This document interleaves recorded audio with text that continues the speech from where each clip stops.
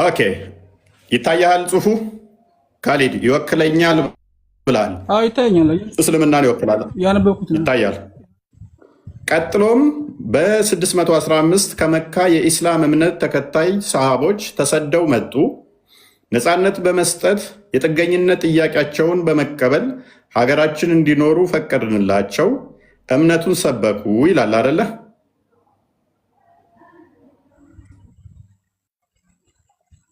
ራይት። ከኛ ውስጥም ጥቂቶችም ኢስልምናን እንደ እምነት ተቀበሉ።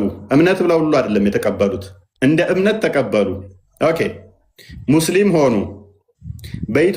በኢትዮጵያ ቆይታቸውም ጥቂት ስደተኞች በዚሁ ሞቱ፣ በትግራይ ተቀበሩ። የተቀሩት ከ15 ዓመታት ቆይታ በኋላ ወደ ሀገራቸው ተመለሱ ይላል አይደለ? ኦኬ ቃል እሺ።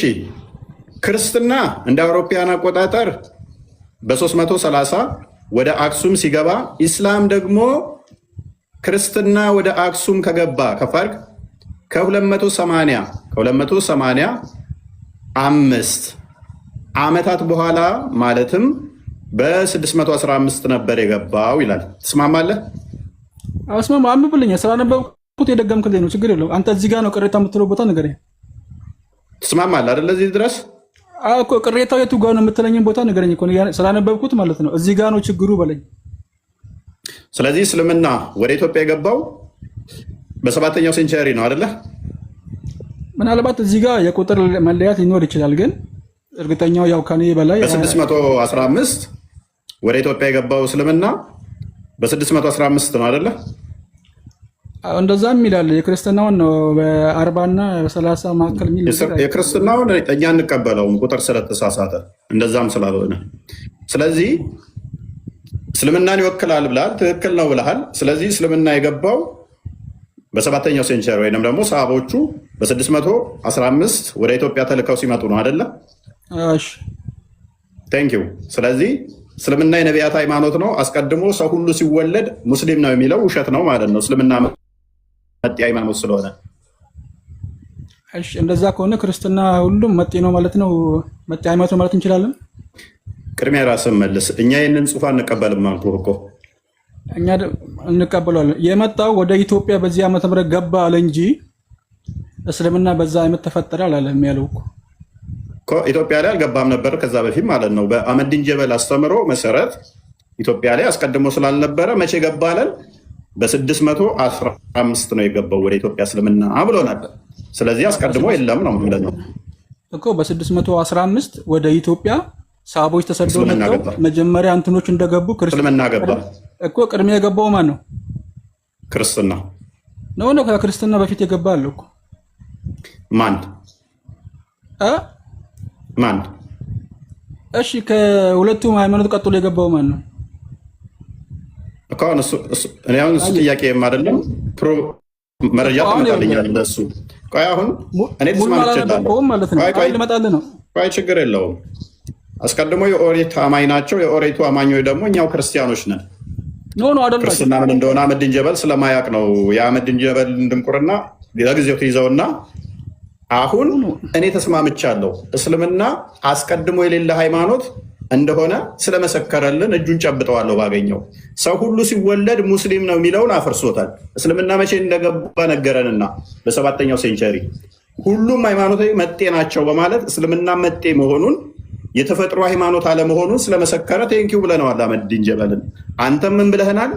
ትክክል ነው፣ እስልምና መጤ ሃይማኖት ነው፣ በ7ኛ ሴንቸሪ የመጣ እንጂ የተፈጥሮ ሃይማኖት አይደለም የሚለውን ተቀብለሃል አንተም። ቴንኪው። እሺ አንዴ ላውራው እኔ። ቀጥል።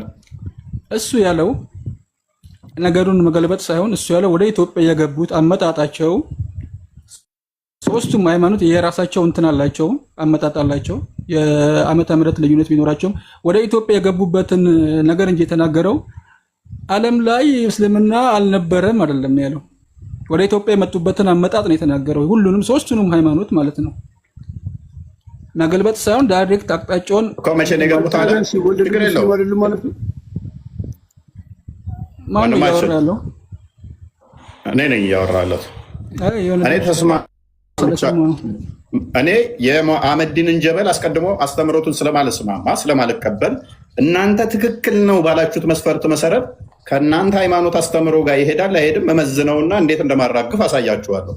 እኔ ስቃወም ማንን እንዴት ምን አይነት ታክቲካል እንደሆነ ጠንቅቄ ስለማቅ ማለት ነው። አህመዲን ጀበል ምን ብሏል? በ615 ነው ወደ ኢትዮጵያ እስልምና የገባው። አስቀድሞ ህዝቦቹና ሀገሪቷ ነበረች፣ እስልምና የለም። እስልምና የገባው በ615 ነው ካለን ህዝቦቹና ሀገሪቷ ላይ እስልምና የሚባል እስከ 615 አይታወቅምም፣ የለም። ስለዚህ በእናንተው ሎጂክ መሰረት ሰው ሁሉ ሲወለድ ሙስሊም ነው፣ ነቢያቶች ሁሉ እስላም ናቸው። ለእያንዳንዷ ህዝብ ደግሞ መልእክተኛ ተልኮ በራሳቸው ቋንቋ ተሰብኳል የሚለውን አህመዲን ጀበል ጀግናችሁ አፍርሶታል። ይሄ እኮ የእናንተ አመለካከት ነው እንጂ ይኸውልህ እስልምና የጥንት የሰሃቦችም የእንትኖችም ነው የነቢያቶችም እምነት ነው። ወደ ኢትዮጵያ የመጣበትን መንገድ እንጂ የነገረ ማለት ነው። ኢትዮጵያ ላይ ከተሉት ነበር።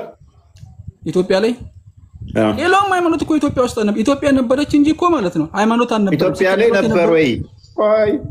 ምኑ ኢትዮጵያ ላይ እስልምና ነበር ወይ? የገባ መጀመሪያ አልነበረም።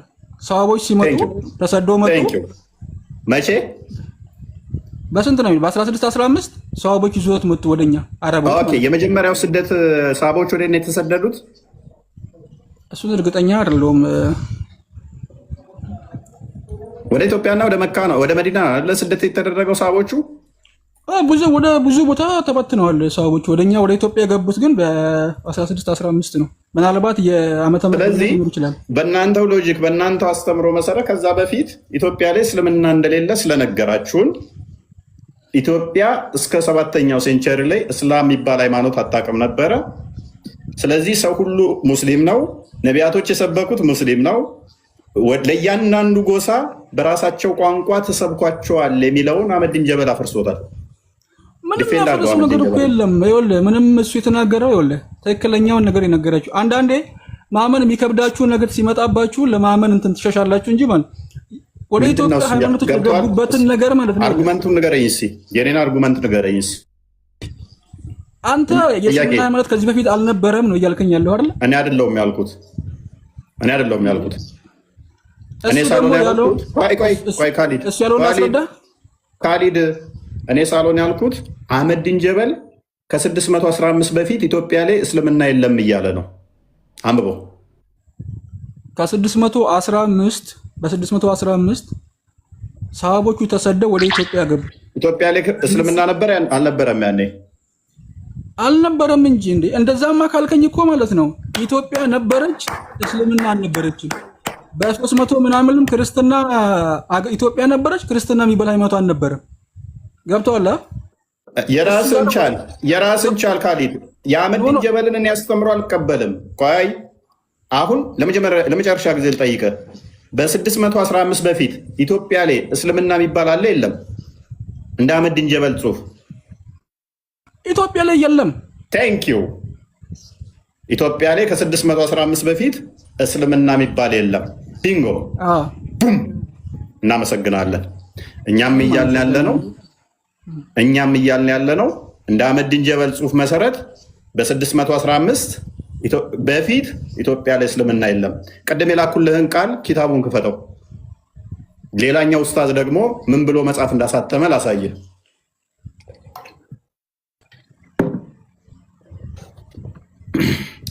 ይሄንኛው ደግሞ የታሪክ ተመራማሪ ተብዬው አብዱልጀሊል ሼህ አሊ እንዲህ ይላል። እስልምና በኢትዮጵያ ከቅድመ ክርስቶስ በኢትዮጵያ ምን እስልምና መቼ ከክርስቶስ በፊትም ነበር ይለናል። አይደለም ከ600 ከ2000 ዓመት በፊትም ኢትዮጵያ ላይ እስልምና ነበር ይለናል። ይህንኛው ኡስታዝ ደግሞ አህመዲን ጀበል ደግሞ እስልምና መቼ ነው የተገባ ኢትዮጵያ ላይ ያለው ይለናል። ከ615 በኋላ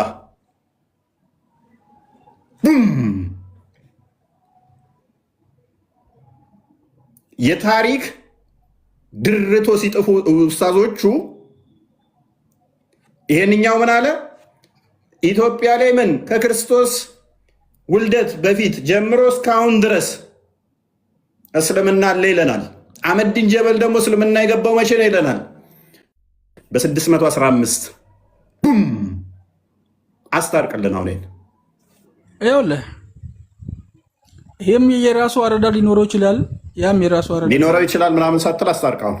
ምንድነው ማስታረቀው? እኔ እኮ አስታራቂ አይደለሁም። ያም የራሱ የነበረውን እንትን ገለጸለት፣ ይህም በተረዳው ሂስትሪ ይሄኛም የራሱን ገለጸ። ድገምልን እስቲ። ቅድም ምን ብለህናል? እስልምና ኢትዮጵያ ላይ መቼ ነበር የገባው? በ615 ልድገምልህ። ከዛ በፊት እስልምና ኢትዮጵያ ላይ ያለ የለም፣ ኢትዮጵያ ውስጥ አልነበረም። ቴንኪው። ይሄንኛው ደግሞ ምን ይላል? ኢትዮጵያ ላይ ከክርስቶስ ጀምሮ ከዛም በፊት እስካሁን ድረስ አለ ይለናል እኮ። ነገርኩህ እኮ እኔም እያልኩ ያለው አህመዲን ጀበልን ትታደግና ይሄንኛውን ተረት ተረት እንቶ ፈንቶ የጻፈውን ማን የሚባለውን አብዱልጀሊል ሼህ አሊ አንተ ተረት ተረት ነው የጻፍከው። አህመዲን ጀበል እንደነገረህ ኢትዮጵያ ውስጥ የገባው እስልምና ራሱ 615 ነው። ስለዚህ ይህንን መጽሐፍህን ሽንት ቤት ካካ ተጠቀምበት በሉት፣ ማንም ይገዛው ስለሌለ። ሽጦ እኮ እኛ ጋር ያ ሽንት ቤት ነው የሚያስቀምጡት እንጂ እንደማነቡት አውቃለሁ። ለዛው ማስተማሪያ አድርገውታል እዚህኛ አካባቢ። ይህንን ማስተማሪያ ካደረጉትማ በጣም ነው የምስቀው። ምክንያቱም ምን መሰለ፣ አንተ ራሱ ማስተማሪያ አድርገውታል ካልክ አሁን አህመዲን ጀበልን አስተምሮ እየተቀበል ከ615 በፊት ኢትዮጵያ ላይ እስልምና የለም እያልክ ከ615 በፊት ደግሞ ኢትዮጵያ ላይ እስልምና አለ የሚልን ማስተማሪያ አድርገዋል። ኮንትራዲክተሪ። በቃ ድንቁርናችሁ በዚህ መጠን ሰው ከተረዳው በቂ ነው። ዩቱብ ላይ ምን ላይ ሰጥቼበታለሁ ኢንዲቴል አህመዲን ጀበል እንትን ያለውን ቪዲዮ ሰርቼበታለሁ። ወደ 40 ደቂቃ ነው። ኢንተርቴን እያደረጋችሁ አዳምጡት ማለት ነው። ዝም ብላችሁ ተቃውሟችሁን ሲስተማቲክ አድርጉት። አያችኋ? ጀስት ያምጡ፣ አስተምሮታቸው ላይ እንለጥፋቸዋለን። ዝም ብላ አህመዲን ጀበል እንደዚህ ያለን ምናምን ሳይሆን እስልምናን እናፈርስበታለን። በሚያመጡት አርጉመንት እስልምናን እናፈርሰዋለን ማለት ነው። ኤኒዌይስ ጥሩ ነው፣ እንቀጥላለን። ጀሚል አንዴ ጠብቅ። በቃ ጀሚል ያነበበው በደንብ አሁን ሁለት ኡስታዞች ቀርበውልናል። እንኳን ደህና መጣህ።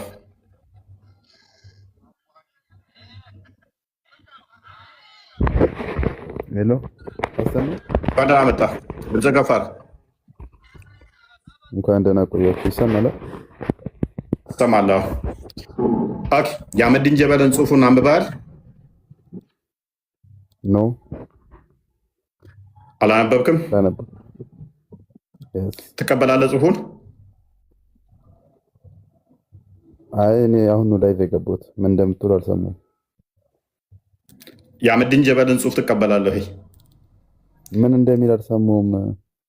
እስልምና ወደ ኢትዮጵያ የገባው በ615 እንደሆነ መጤ ሃይማኖት እንደሆነ ተናግሯል። ትስማማለህ? አዎ። ስለዚህ መጤ ሃይማኖት ነው እስልምና።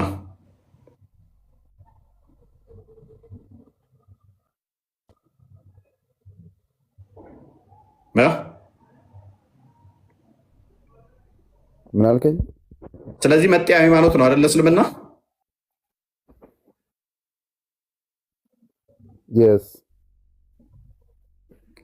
ምን?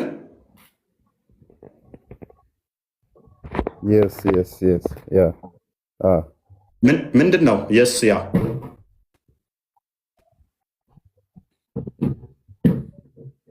አዎ ለማለት ነው። ስለዚህ ከአረብ ተሰዶ የመጣ መጤ ሃይማኖት 7ኛው ሴንቸሪ የነበረ ነው እንጂ ከ7ኛው ሴንቸሪ በፊት ኢትዮጵያ ላይ እስልምና የለም ማለት ነው። አዎ አልነበረም። እናመሰግናለን። ስለዚህ ሼክ አብዱልጀሊል ሼክ አሊ የሚባለው እየቀጠፈ ነበር ማለት ነው። በክርስቶስ ጀምሮ እስልምና ነበረ ብሎ የጻፈው ይህንን መጽሐፍ። ስለዛ እውቀት የለኝም። እኔ እንደማውቀው በእስልምና ኢትዮጵያ ውስጥ መጤ እንደሆነ አውቃለሁ። ስለዚህ አህመዲን ጀበልን መጤ ነው ሁሉም ሃይማኖት እስልምና መጤ ነው ያለውን ትቀበላለህ? ይህንን መጽሐፍ ትቀበላለህ? መጤ በሚለው ነው እኔ የማምነው። ኮፊ ቀጥል። ቶፊቅ ቀጥል። ቶፊቅ የአህመዲን ጀበልን አስተምሮ እንትን ጽሑፍ አንብበሃል? አላነበብኩትም። እስልምና መጤ ነው። በ6ኛው ሴንቸሪ ላይ በ7ኛው ሴንቸሪ ወይም ደግሞ 615 ላይ የመጣ ሃይማኖት ነው ብሏል። እስልምና መጤ ሃይማኖት ጠይቀ ነበር ነው የመጣሁት። ግን ቶፒኩ ላይ ቁም። አህመዲን ጀበል እንዳለው እስልምና መጤ ሃይማኖት መሆኑን ትቀበላለህ? ማለት ምን ማለት አለው? እስልምና በ6ኛው 615 ላይ መጣ ከሌላ ቦታ የመጣ መጤ ሃይማኖት መሆኑን የአህመዲን ጀበልን ጽሑፍ ትቀበላለህ? አትቀበልም? እሺ ስለ ክርስትና ልጠይቃ። እኔ ደግሞ ቶፒኩ ላይ ቁም። ቅድሚያ ስለ ክርስትና ልጠይቃ። አንተን ክርስትና ላይ በኋላ ትጠይቀኛለህ። ቶፒኩ ላይ ቁም። አሁን ክርስትና አልተረዳሁትም። ስለ ክርስትና ልጠይቅህ ወይስ አልጠይቅህ? ክርስትና ራሱን ችሎ እቀበላለሁኝ ብቻውን ከምን አትቀበለኝ። ያው እኮ ነው ጥያቄው። ዞሮ ዞሮ አንድ ነው። በሁለቱንም አካሄድ ላምጣልህ። ልጠይቅህ ወይስ ትቀበለኛል? ትቀበለኝ። የራስን መልስና ቀጥል። እኔም እኮ ልጠይቅህ እኮ ነው። ስለዚህ ነገር ሳይሆን እኔ ለመጠየቅ ነው የገባሁት አንተ ላይ። ኦኬ በቃ ሚዩት አድርግና ጥያቄ በኋላ ነው የምቀበለው። አልቀበልም። ኦኬ ሐምዛ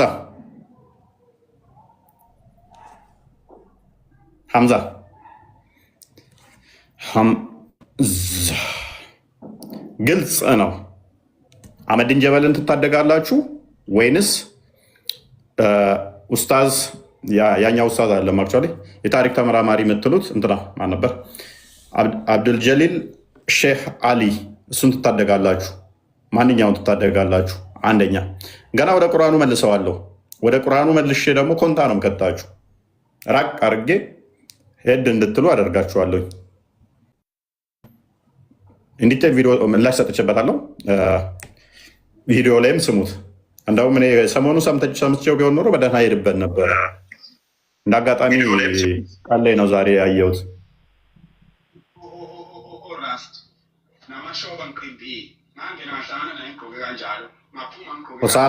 ሆሳና ሚተር ሆሳና አብዲ ሚት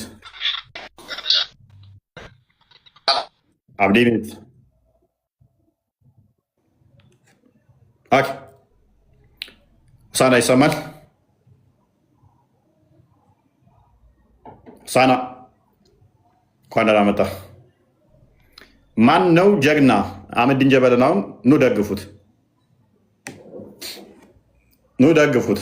መጤ ሃይማኖት ነው እምነታችን እያላችሁ ኑ ደግፉ አህመዲን ጀበልን። ጀግናውን ኑ ደግፉት። ሆሳና ቀጥል።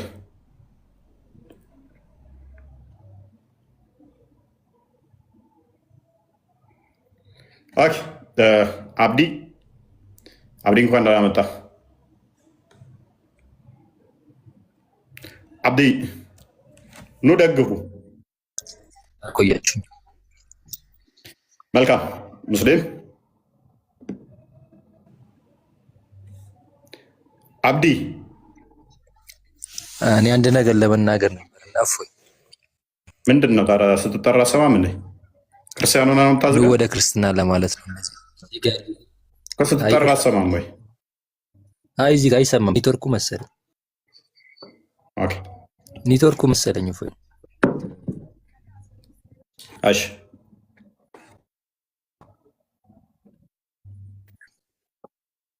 ቦስ ክርስቲያን መሰለኝ። አብዲ በዛው ክርስቲያን ያሉት ወደ ክርስትና እንዲመጡ ሀሳብ ለማንተን ለማለት ነው። እና ትክክለኛ እውነት ኦርቶዶክስ ስለሆነ ወደ ክርስትና እንድትመጡ ጨርሻለሁ። እፎይ ኦኬ እሺ ቴንክ ዩ። በጣም ነው አብዲ ብለህ መጣክ ወደ ክርስትና የምትጠራው የበሰበስክ ሲጀመር አንተ እፎይ ተብዩ ማለት ነው። እና ኢምራን መጣ። ኢምራን ፕሊስ ጀምሮ አብዱ ብለህ መጣክ እዚህ ጋር ስለ ክርስትና ኧረ በእናትሽ አትንጫጪ። ኢምራን መጣ። ኢምራን አትንጫጩ በእናታችሁ። ምንድን ነው እሱ? ረበሻችሁ መንፈስ እዚህ መታችሁ ሽንታችሁን መሐመድ እኔን ሽንት ይጠጣል በገነት ውስጥ የመሐመድ ሽን አፍ ውስጥ ነው የሚሸነው። እና ጃሞች ታልቀሱ ማየውን ቃል አትናገር። እንደዚህ ነገር አይመቸኝም። ያንተን ሃይማኖት እንደማከበር የሰውን ሃይማኖት ማክበር አለብህ። ቤቴን ሪስፔክት ማድረግ ይልመዱ። ተከታዮች እኔን ሲሰድቡ ሽንታ ምናምን ስትል ሪስፔክት ማድረግ መልመድ አለባቸው።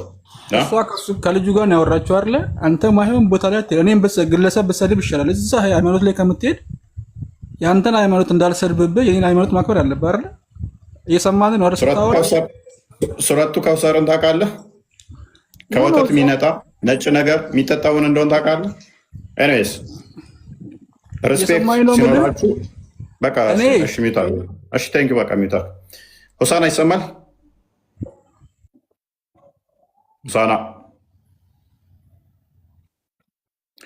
ኑ ታደጉት። አሁን አህመዲን ጀበልን ጀግናችን ያላችሁት ኑ ታደጉት። ጥሩ ነው።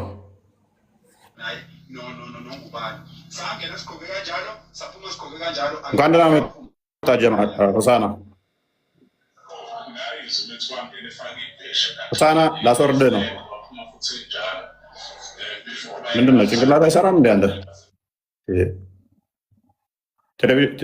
ቴሌቪዥን መክፈት ብርቅ ሆነበት እንዴ? ቴሌቪዥን ከፍቶ ያስለምጠናል። እኔን አዳምጥ። ከስር ክፈትና ቴሌቪዥን በቴሌቪዥን ያይ ዩቱብ ላይ ግባና እኔን መከታተል አለብህ። እሰነ ቤተሰቦች እኔስ አንድ መልሰው እንትኑን አይዶን ነው ሳስገባ እንትን እያለብኝ እኮ አስቸግሮኝ ነው። ክርስቲያኖች ነው የሚያስገባብኝ። ክርስቲያኖች አትላሉ። ሰላም ሰላም። ክርስቲያኖች አትላሉ። ሁሉ ሰላም ነው? እንዴት ነው? እንዴት ናችሁ? ሁሉ ተማም አለ አልሐምዱሊላህ። እስኪ በመጀመሪያ እጅሮ ላይ እጅሮ ላይ ከፍ አድርግ እጅህን። እንማረክ ካለን እንጂ አንማረክም እኛ። መማረክ አልኩም። አሁን አንተ ሚዩት እንዳታረግ እጅህን ሰብሰብ አድርግ ማለት ፈልጌ። ምን ሚዩት የሚያስደርጋችሁ ነገር የለም። ካልተሳደባችሁ የትኛውን አርጉመንት ታነሳብኛለህ ብዬ ቀጥል። ያው እንደዚህ አድርጌ ታወራለሁ። የአህመዲን ጀበልን አስተምሮ አንብበዋል ጽሁፉን አይደለም። በመጀመሪያ ደረጃ እኔ አንተን ማደንቅህ ማለት ነው። እንደነ ሁሱ ጥያቄ ያለው ይግባ ናጥቅ ስትል ወላሂ ዛኔ እሱ ይላል ጭንቅላት የሌለው አካል አምላኪን ታጥቦ ተጨምቆ የሄደን አካል። አሁን ቶፒኩ ላይ ገባ። ቶፒኩ ላይ ገባ። እሱ ይላል የእናንተ ጥያቄ እኮ ያው ምን እንደዚህ ብሎ መመለስ እኮ ነው። ባሌ ጡቴን ይጠባል። እንዴት ነው እሱ? ኡስታዝ እሱ እንዴት ይታያል? አዳምጥ ቆይ። ሽንት ቤት ውስጥ 2 ሰዓት ያህል ፀጉሬን አበጥራለሁኝ። ይቻላል አይቻልም? ቁርአን እየቀራ ስራችን ቁርአን አስቀምጠን ወሲብ እናደርጋለን። ይቻላል አይቻልም? ስልካችን የቁርአን መጥሪያ ነው። ይቻላል አይቻልም? የእናንተ ኡስታዝ ይህንን የሚመልስ እንደዚህ አይነት ኮተት አስተምሮ ውስጥ የተወተፈ ይመልሳል ትላላችሁ እንዴ? ፈታውሽ አለኝ 3 ጊዜ ቀዳም። ፈታውሽ አለኝ 3 ጊዜ ቀዳም። ፈታውሽ 3 ጊዜ አለኝ። ፈቶኛል አልፈታኝም። በተለያየ ጊዜ ነው አንዴ ነው ያለሽ። 3 የተለያየ 3 ከሆነ እነ ሼክ እንትና እነ ከሌ እንዳሉት እነ ሼክ ፈውዛን እነ ኢብኑ ሰሚን እንዳሉት 3 ካለሽ ፈቶሻል። ኡስታዝ ሁሱ ከባሌ ጋር ተጋብተን ነበረ እና እዚህ አረብ ነው ባንጊላ ነው ያገባሁት እና ከዚህ በፊት እኔ ከአንድ ኢትዮጵያዊ ጋር ዲጊ አድርጌ ነበረ። ድንግል አልነበርኩም እና ነግሬው ነበረ። ተዛ ኒካ ሰረልኝ እና የጋብቻችን ለታ ማታ አልጋሌ ተኛኔና ተዛ ሲሞክር የሰፋበትና ተዛ አንቺ ብዙ ቀን ዲጊ አድርገሻል ኢትዮጵያ አለኝ። እኔ አንድ ቀን ነው ወላሂ ስማ ወላሂ አንድ ቀን ነው ብለው አላምን አለኝ። ምክንያቱም ሰፊ ነው ብዙ ቀን አድርገሽ ነው አለኝ። ከዛ ጠዋት ፈትቼሻለሁ አለኝ። እኔ ደግሞ ኒካ የሰጠኝን ገንዘብ አልሰጥም አልኩት። ኡስታዝ እንዴት ይታያል ይሄ? አንቺ አንድ ቀን ብቻ ነበር ያደረግሽው? አዎ አንድ ቀን ብቻ ነው ያደረግኩት። ከዛ ኒካውን ዘሽበት ነው። ከባድ ነው ይሄ። እንደዚህ ኮተት የሆነ ከቴዎሎጂ የራቀ ለድነት ማይሆነ እንቶ ፈንቶ ኮተት። ኡስታዝ እኔ አንድ ቀን ካካ ብዬ በቀኝ እጄ ቂጤን አጠብኩኝ። ከዛ ሲሰማ በግራ እጅ ነው የሚታጠበው፣ ቂጥ በቀኝ እጅ አይታጠብም። አዳም በቀኝ እጅ አይታጠብም፣ ለካ በግራ እጅ ነው የሚታጠበው። እና በዛ እንዴት ነው እሱ ኃጢአት ነው አይደለም?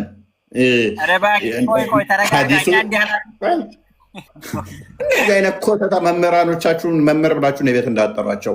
አሁን ቶፒኩ ላይ ትገባለህ። ቅማሉ ፊቱ ላይ እየተተራመሰ ወደ አላህ መልእክተኛ ተወሰደ። ይህ ኮተት የሆኑ ንጽህና አልባ ሆኑ። አሁን ቅማል ፊቱ ላይ እየተተራመሰ ምንድን ነው? ነቢዩም ቅማል ይተራመስበት ነበር። ስለዚህ አሁን አህመድን ጀበል መልሰውና አንብበዋል። ጥያቄ ካለ እቀበላለሁ፣ ችግር የለብኝም። ደግሞ የሚያደርገው ቅማል እየተተራመሰ አንድ ጊዜ ቅማል ፊቱ ላይ እየተተረማመሰበት ሰውየው መሐመድ ጋር ሲሄድ መሐመድ ምን አለው? በሽታ ከዚህ ደረጃ ላይ ይደርሳል ብዬ አላሰብኩም ነበር። ፍየል ታገኛለህን አለው። አላገኝም አልኳቸው አለ። እሺ ከፍየል በኋላ 3 ቀናት ጾም ወይንም 6 ድሆችን ለእያንዳንዱ ድሃ ግማሽ ሰሃን ያህል በመስጠት መግባሉኝ። አንድ ሰው ቅማል እየተተረማመሰበት ለቅማል ማጥፊያ ኢማጂን ይህንን ሳሙና መግዣ ያጣ ሰውዬ ላምረድ ሚል አለ። ቁርአንም ወርዶበታል። ለዚህ እኮ ቅማል ፊቱ ላይ እየተጠራመሰበት በግረድ ወይንም ፍየል ረድ ወይም ላምረድላት የነቢዩ መልስ ማለት ነው። እንደዚህ አይነት ድንቁር ያለ ኮተት ውስጥ ያላችሁ ሰዎች ታስቁኛላችሁ። ኤኒዌይስ የአህመድን ጀበልን ጽሑፍ አንብባል። ቶፒካችሁ ላይ ግባ። ደረሳል እኮ አንዴ እኔም ላውራህ ታዲያ አንተ እኔ አንብባለሁ እስልምና ሁሉ ግልጽ ነው። ቀጥለች። አሁን ስም አትጥራ። ካሊድ ትወርዳለህ። ነኪስ ስም አትጥራ። የኮተት ኡስታዞች የማየም ኡስታዞችን ቤት እዚህ ምሁራን የሚመጡበት ነው። በድራማ የተካኑ የራሳቸው ሚስት በየቀኑ ሻዳ በማሳት የሚታወቁ ደናቁርት ኡስታዞችን ስም እንዳጠራ እዚህ ቤታ ክስ ታስወርዳለህ። ስም ተጠራ። ቶፒኩ ላይ ግባ። እኔ እኮ ስገባ እኮ እጅሮ ላይ አልኩ እኮ ለዚህ ነው ሚዩት እንዳታደርገ ነበር። እሺ ቶፒኩ ላይ ግባ። ይሄ ችግሩ እዚህ ነው። አያ ችግር የለም። ቶፒኩ ምንድን ነው? ማውራት አልችልም ማለት ነው። ይሄ ነው ቶፒኩ ላይ ታወራለህ እንደፈለግ። ከፈለግ ወደ ክርስትናው እየመጣ ቶፒኩ ጋር እያየህ መመለስ ትችላለህ። ዘይባ ሚታክ ያዘቢ የአህመድን ጀበልን ጽሑፍ አንብባለሁ። የፌስቡክ ላይ ጻፈው ምንድን ነው ያለው? አህመድን ጀበል አንብባሃል? አላነበብክም? አላነበብኩም። ገና አሁን እየመጣሁ ነው። ኦኬ ይሄንን እንዴት ነው እሱ? አሁን ታላነበብክ ሳሰማ ለሙግት የምሞክረው ካዳ እስኪ ያነበቡ ካሉ እነሱ አዳምጣቸው። ቆይ እነሱ ያነበቡ ካሉ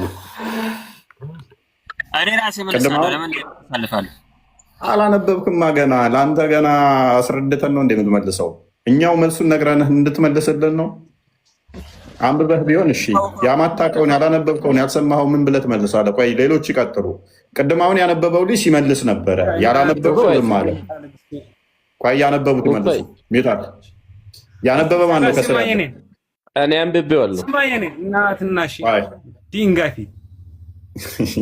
ድንጋይ ከሆንኩማ ካባ ነህ ብለህ ትልሰኛለህ፣ ትስመኛለህ። ሱናን ናሳይ 29:19 ላይ ኃጢአት ታሰርያለች የተባለችው ጥንቆሮ ድንጋይ እንደሷ ትስመኛለህ። ሸርሙጣልኝ ቁርአን በአማርኛ ኦፋይ አንብበዋል? እኔ አንብቤዋለሁ። ቴንክ ዩ። ትቀበላለህ ሀሳቡን? የአህመድን ጀበል ጽሑፍ ትክክል ነው፣ እስልምናን ይወክላል ትላለህ? አህመድን ጀበል እኮ አንድ ግለሰብ ነው አይደል እኮ። ጽሑፉን አንብበዋል። ጽሑፉ ተስማምተዋል? አልተስማማም? ትክክል ነው አይደለም? እንደ እስልምና አሁን አንተን አማኒል የሚያስገባ ከአጣህ ወይስ እንዴት ነው? እንድረስልህ? እኔ ምን አልኩኝ? እኔ እንደ ሙሐመድ እንደ ሳሂህ ቡኻሪ 6982 ላይ ሙሐመድ ራሱን ለማጥፋት ተራራ ላይ ይወጣ ነበረ። ራሱን የሚያጠፋ ሰው ነው ወደ ሐኪም ቤት መወሰድ ያለበት፣ የአእምሮ ህሙማን ቦታ መውሰድ ያለበት ራሱን ሊያጠፋ ላለ ሰው ነው። እኔ ኖርማል ቁጭ ብዬ እየሞገጥኩ ነኝ። ሕፃን ልጅን ወሲብ የሚያደርግ ነው በሽተኛ ተብሎ የአእምሮ ህሙማን ጋር መወሰድ ያለበት። ይሄም ደግሞ ነብይህ ነው። አቡ ዳውድ 21:1 ላይ ገና የ6 ዓመት ሕፃን ልጅን አግብቶ ወሲብ ያደረገ በሽምግልና ወራቱ ማለት ነው። እሱን ሐኪም ቤት ውሰደው። ከመቃብር ቆፍረ ማውጣት ስድብ አይደለም፣ ሐዲስህን ነው የነገርኩህ እኔ። አሁን ሙባ አንብባል? አንተስ ዛሬ ታብዳላችሁ። አህመዲን ጀበልን የደገፋችሁ ዲፌንድ አድርጉለት እስቲ። ጀግና አታልቅሱ። ሽፍት ለማድረግ አትሞክሩ። አይ ነው እንዴ ሽፍት ለማድረግ እየሞከራችሁ ፓኒክ ምናልባት እሱ አሰልጥኖ የለቀቃችሁ ትሆናላችሁ። እባካችሁ ታደጉኝ፣ አስበላችሁኝ፣ ተበላው። ይሄ እፎይ የተባለ የተረገመ ሰውዬ አስበላኝ። ክርስቲያኖቹ ዝም ብለው ነበር አህመዲን ጀበል የሚቃወሙት። እኔ ዝም ብዬ አልቃወምህም። እንዴት መምታት እንዳለብኝ ጠንቅቄ አውቃለሁ። ወደ ራስ አርጉመንቱን መልሰውና ራስ ተቃውሞ እንዲመጣ አድርጋለሁ። እስልምናን አፈርሳለሁ። አንተ በጻፍከው ጽሁፍ አርጉመንትህን ተቀብዬ ነው የምለጥፍህ። እኔ ተቃውሜ አይደለም ተቀብዬ ለጥፍሃለሁ። ይሄ ጽሁፍ ትክክል ነው፣ ይወክልሃል። እንግዲያውስ እስልምናን ሐሰተኛ አድርጌ ያሳያለሁ። ለምን ዝም ብዬ እቃወምሃለሁ? እኔ ዝም ኮመንት ላይ ማሆን ነገር አትጻፉ። ኮመንት ላይ አትጻፉ ማሆን ነገር። የሰው ሃይማኖት አትሳደቡ። ሙባ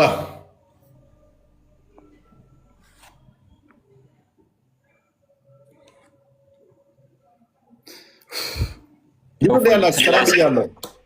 በአሳዳቱ ይዣለሁ። ነብያቶችንና እንትኖችን አትሳደብ። በአሳዳቱ ይዣለሁ።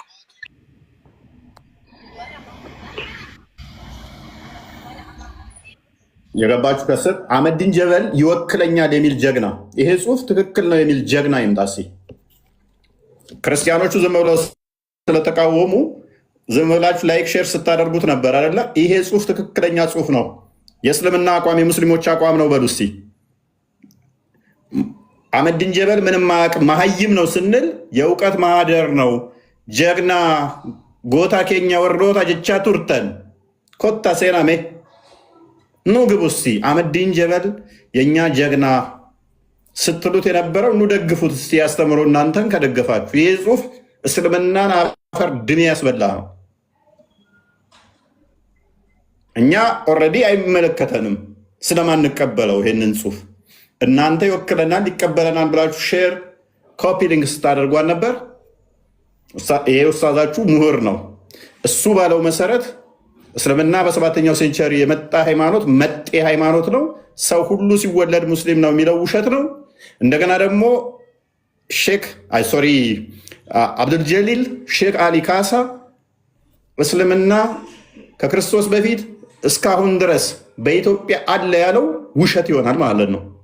ይሄን መጽሐፍ ቀዳችሁ ሽንት ቤት ክተቱት፣ ወይንም ደግሞ እሳት ማያያዣ አድርጉት። ይህንን መጽሐፍ አሌስ አህመዲን ጀበልና የዚህ መጽሐፍ ደራሲ ዲቤት ሲያደርጉ እኔ ጥሪ አቅርቤላቸዋለሁ። ሆስት ሆኜ አዘጋጅቼ ዲቤቱን ሞዴሬተር ሆኜ ሁለቱ ዲቤት ሲያደርጉ ማየት ፈልጋለሁ። እዳኛቸዋለሁ። ፍራንክሊ ስፒኪንግ እኔ ለማንም አላዳለም። ለአህመዲን ጀበልም አላዳለም፣ ለአብዱልጀሊል ሼክ አሊም አላዳለም። ሁለቱ ዲቤት ማድረግ አለባቸው። ኢትዮጵያ ላይ እስልምና በ7ኛው ሴንቸሪ ነው የገባው ወይንስ ከክርስቶስ በፊት? ሁለቱ ዲቤት ሲያደርጉ ማየት ፈልጋለሁ። እና አክሱም ሐውልትን አስቀምጦ ከእስልምና ጋር ላይ ያያይዝ። እንግዲህ አክሱም ሐውልት ከ3ኛው ሴንቸሪ እስከ 4ኛው ሴንቸሪ የተሰራ ነው። የአክሱም ሐውልትን አስቀምጦ ለማለት ነው። ሁለቱ ኡስታዞች ዲቤት ሲያደርጉ ማየት ፈልጋለሁ። የትኛው ኡስታዛችሁን አሁን ጀግና? ማንኛው ያሸንፋል? እኔ እውነቱን ነው የምነግራችሁ። ለሁለቱም አላዳለም። ሞዴሬተር ሆናለሁ፣ ሰዓት እዛለሁ። ሞዴሬት ላድርጋቸው፣ ዲቤት ያድርጉ። ተስማሙ። ዩቱብ ላይ ያላችሁ እንዴት ነው? እስቲ ምን ትላላችሁ? ትደግፋላችሁ? እስቲ እንደግፋለን የምትሉ አንዳንድ ቁጥር ጻፉልን። እስቲ ምደግፉ አንዳንድ ቁጥር ዩቱብ ላይ ልዳኛቸው። ትስማማላችሁ? የእናንተ ምላሽ እየፈለግኩ ነው። በዩቱብ ይሁን ዲቤቱ ወይንስ በቲክቶክ? ቲክቶክ ላይ ተራ የውርጋጦች ነው። ወደ ዩቱብ እናድርገው አይደለም? ዩቱብ ላይ ያላችሁ እስቲ ያሳውቁኝ። ዩቱብ ላይ ልምጣና ዲቤት እንዲያደርጉ ላመቻችላቸው።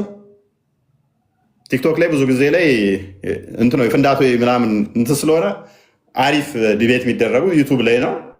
ዩቱብ ላይ ዲቤቱ ይደረጋል። አህመዲን ጀበልና አብዱልጀሊል ሼክ አሊ ካሳ ሁለቱ ዲቤት ያደርጋሉ። ያንኛው የታሪክ ምሁር ነው፣ ይሄንኛውም አህመዲን ጀበልንም የታሪክ ሊቅ ነው ይሉታል። ስለዚህ ከሁለቱ አንዱ ተሳስተዋል ማለት ነው። ከሁለቱ አንዱ ተሳስተዋል። ስለዚህ ዲቤታቸውን ማየት እንፈልጋለን። እስልምናን እንዲታደጉት ከሁለት አንዱ በውሸት ማየት ይፈልጋል ሰው። ቀረ እንደ ድሮ እንደዚህ አጀንዳ ሰተን አንተራምሰን ምናምን አህመዲን ጀበል እኔን ታውቀኛለህ? ከአንተ በላይ በጣም ዋይዝ ነኝ። አርጉመንት እንዴት መመለስ ወደ ራስ ጠንቅቄ ሰው ነኝ። የድሮቹ ላይ ተጫውተሃል፣ በእኛ ጄኔሬሽን ላይ ግን አትጫወትም። የሆነ ነገር አድርጌ በዛ ሰዎች ዝም ብለው ሲጮሁ እኔ ታዋቂ ሆናለሁኝ፣ ድጋፍ አገኛለሁ፣ ሙስሊሞቹም ይደግፉኛል። ቴንኪው። እኔ ግን እስልምናን አፈርስበታለሁ። አንተ በምትጠቀሙ እስልምናን አፍርቼ እስልምና ሐሰተኛ መሆኑን አሳይበታለሁ። እስልምና ውሸት መሆኑን አሳይበታለሁ። ስለ አክሱም ከሆነ ቃዳም አንተ ነጃሺ ቅማ ከሆነ ስለዚህ አሁንም እኮ የእኛው ምንም አያገናኘውም እኮ። ነጃሺ መቼ ነው? ነጃሺ ጋር ምን አገናኘ የእኛው ታሪክ? ክርስትና እንደ አውሮፓ አቆጣጠር የገባው በ1700 ነው፣ በ2000 ነው በለው። የት? ከሶሪያ ማለት ነው። ጉድና ጅራት ከወደ ኋላ ነው አሉ። መቼ ነው የገባው አልከኝ? ክርስትና የገባው ያው እንደ ክርስትና እንደ አውሮፓ አቆጣጠር አይደለም፣ በ1700 ነው። ወደ 1700 ማለት በሰሜኑ በኩል ነው። ማን ነበር በዛን ሰዓት ንጉሱ? በዛን ሰዓት ንጉሱ ወላሂ አላሁ አለም ነጃሺ ይመስለኛል። ነጃሺ አባት ምናምን ነው። አንተ በጣም ምሁር ነህ። 1700 ማለት እኮ የዛሬ 300 ዓመት ማለት እኮ ነው። የኔ የቅም አያቴ አያቴ የነበረበት እድሜ ነው።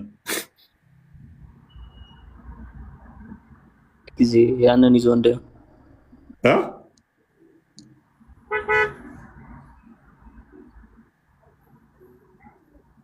እንዴት ነው ነገሩ? እናንተ ሰዎች ክርስትና የዛሬ 300 ዓመት ነው የገባው እያለን እኮ ነው። 1700 ነው የገባው አለን እኮ። አሁን 2000 ላይ ነን ያለ ነው። ስለዚህ ክርስትና የገባው የዛሬ 300 ዓመት ነው። ጉድ ነው። እስልምና ላይ በቃ ቁጥር እኮ ይደፍራሉ። ለነገሩ አይፈረድባቸውም። ሳይ ቡኻሪ አይፈረድባችሁም። ካዲድ አይፈረድባችሁም። ምክንያቱም መሐመድ ምን ብሏል መሰለህ? ሳይ ቡኻሪ 1913 ላይ እኛ መሀይሞች ነን መጻፍም መቁጠርም አንችልም ብሏል። የዛሬ 300 ዓመት ማለት የዛሬ 300 ዓመት ነው ክርስትና የገባው ትለኛለህ? 300 አልኩም ያ እኔ 1700 ዓመት ያልኩት እኮ የዛሬ 1700 ዓመት ነው። ምን ወደ ኢትዮጵያ የገባው ክርስትና? ኦኬ የዛሬ 1700 ወይንስ ከ1700 ዓመት በፊት? 1700 ዓመት በፊት።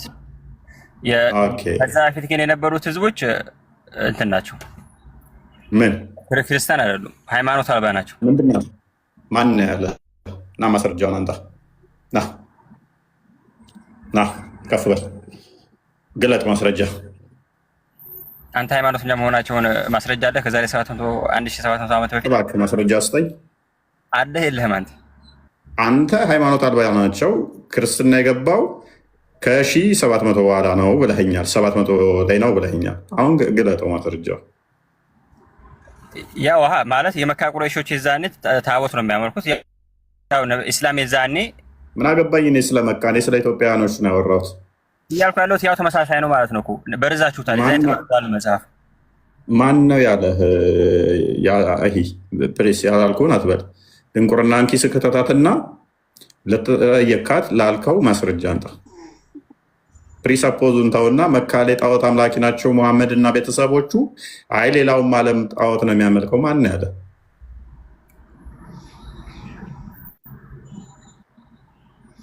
ረሱል ሰለላሁ ዐለይሂ ወሰለም እንደ ነብይ ነው ቁርአን የተቀበሉት በዛን ጊዜ። እኔ አልጠየቅኩም። በመጀመሪያ ክሌም ላደረግካት ማስረጃ አንጣ። ያችን ማስረጃዋን አሁን ላይ የለኝም። ያው ነገ ምናምን ላመጣልህ ይችላል። ሊኖርህም አይችልም። ኧረ አለኝ ማስረጃም አለኝ። አህመዲን ጀበል ነው ለአንተ ማስረጃ የሚሆነው። አህመዲን ጀበል ይሆናል ማስረጃ የሚሆነው። ከሱ የተሻለ ማስረጃ መጥቀስ አትችልም። አህመዲን ጀበል ግለሰብ ይሳሳታል። ምን አገናኛ አህመዲን ጀበል እና እኛ ጋር? አህመዲን ጀበል እስልምና ኢትዮጵያ ውስጥ የገባው መቼ ነው ብሏል? 7ኛው ሴንቸሪ ላይ። ስለዚህ ኢትዮጵያ ውስጥ መጤ ነው አይደለ? እስልምና አይደለም ክርስትና ክፈተው ቃል ሁለቱም መጤ ነው። እፎይ እኛ እናምንም። አህመዲን ጀበል ግን መጤ ነው ብሎ ያምናል። ትቀበለዋለህ? እኛ አህመዲን ጀበልን ጽሑፍ ኮተት ነው ብለን ነው ምናምነው። ኢትዮጵያ ላይ ለመጀመሪያ ጊዜ እስልምና የገባው መቼ ነው? ካሊድ አለው አይደለ? ሰማለ ቀጥል ካሊድ፣ ዝምታ ትምረጥ። ኢትዮጵያ ላይ ለመጀመሪያ ጊዜ እስልምና የገባው መቼ ነው? መልስ። ዝምታ ያዋጣ። ወጣ ሄደ፣ ወደ አባቱ ሄደ። አህመዲን ጀበልና ማክሮ ሊመጣ ነው። ካሚል ጀማል ምን ላድርግ? እየሰማሁህ ነው። የአህመዲን ጀበልን ጽሑፍ ትቀበላለህ? ይሄንን እኔ እውቀቱ ምንም የለኝም፣ ግን እኔ አንድ ነገር ልንገርህ ወንድሜ። ቆይ ምንም ተመንገር በፊት አህመዲን ጀበል እስልምና ወደ ኢትዮጵያ የመጣው እኔ ለማዳመጥ ነው የገባሁት። አባ ስማኝ እስቲ፣ እንደ ሰው ልጅ ስነ ምግባር ይኖር። መሐመድን መሰልኩህ? ባለጌ ሆንኩ እንደ መሐመድ? ይቅርታ፣ ቁርአንን ሳነብ እንደዛ ያደርገኛል። ኦኬ ሆሳና እንትን ነው። አንዳንዴ ቁርአንና ሐዲስ ሳነብ የራሴ ባህሪ ይመስላል። ሆሳና እንትን ነው። አንዳንዴ ቁርአንና ሐዲስ ኦኬ ሆሳና ሙስሊም። እኔ አንድ ነገር ልንገርህ። በቃ ሚታርክ ሆሳና ላስወጣ ነው። ሆሳና ትግስታችንን እየተፈታተንክ ነው። መልስ እንጂ ወይ አትልም እንዴ?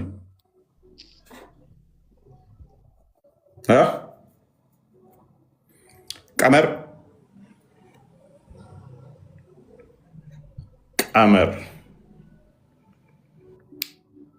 ያ ሁሉ ጀግና ስትሉት የነበረውን ለምነው ዲፌንድ ማታደርጉለት?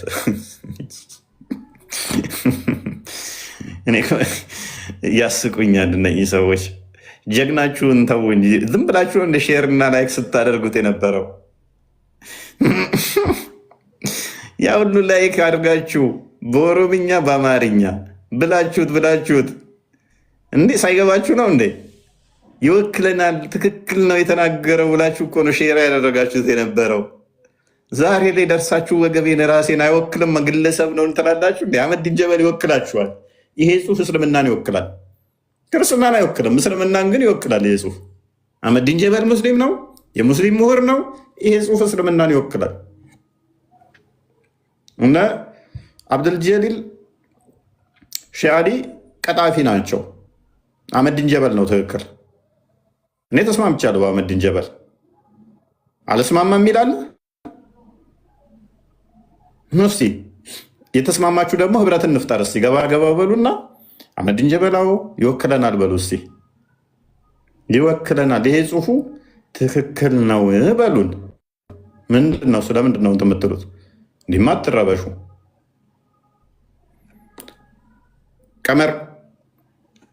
ቀመር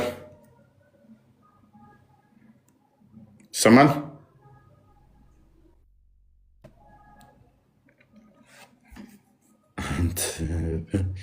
ዩቱብ ላይ እንዴት አያችሁት? ዛሬ ላይቫችንን ሰሞኑን ጀግና ተብሎ የተሞገሰበት ጽሑፍ ይሄ ነው።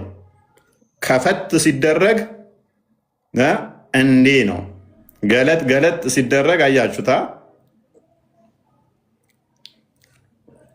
ኤኒዌይስ ነቢል ነው የሚለው። ነቢል እኔ እሰማለሁ።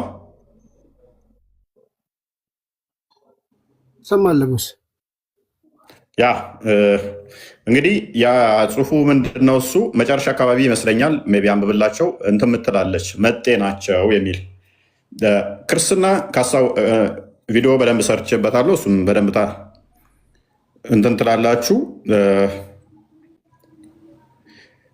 በደንብ እንትን ትሉበታላችሁ ማለት ነው። ምንድነው እሱ?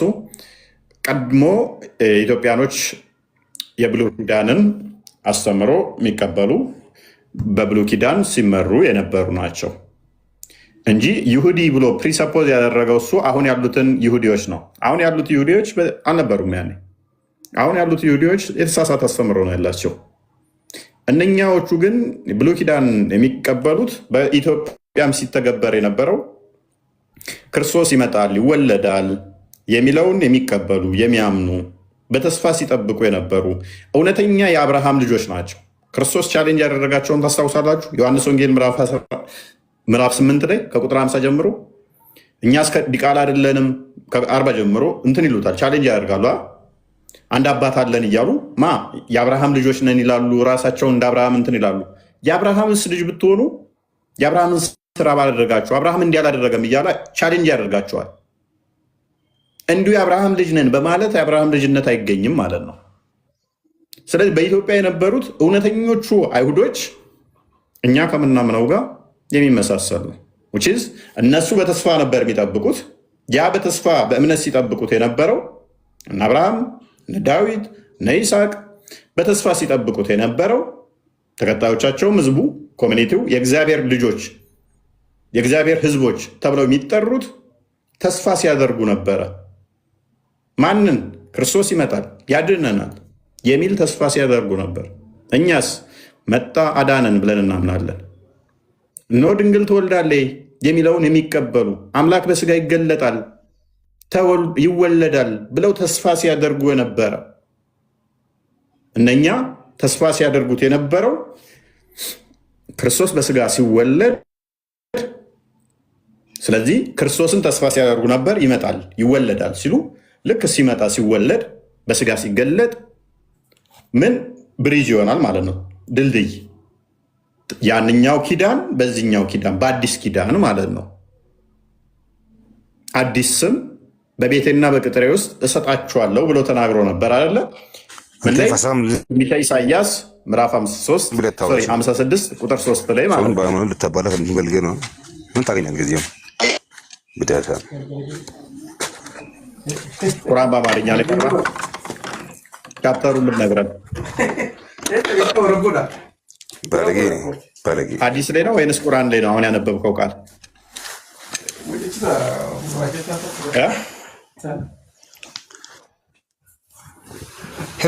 ከምንድን ነው ያነበብከው? ባለጌ ነገር ነኝ እና ተፈርት ብላ እዲቃላ ልጅ ይሄ ጨዋነት ምልክት ነው። ቁርአን በአማርኛ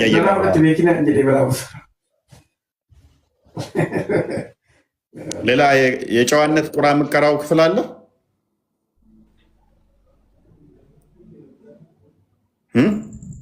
ላይ እየመጡ የሚናገሩት የመሐመድ ያስተማራቸውን ነው። እናንተ ተሳደቡ፣ እኛ መጽሐፋችሁን እየከፈትን እናሳያችኋለን ለምታመጧት እያንዳንዷ ቃል ማለት ነው።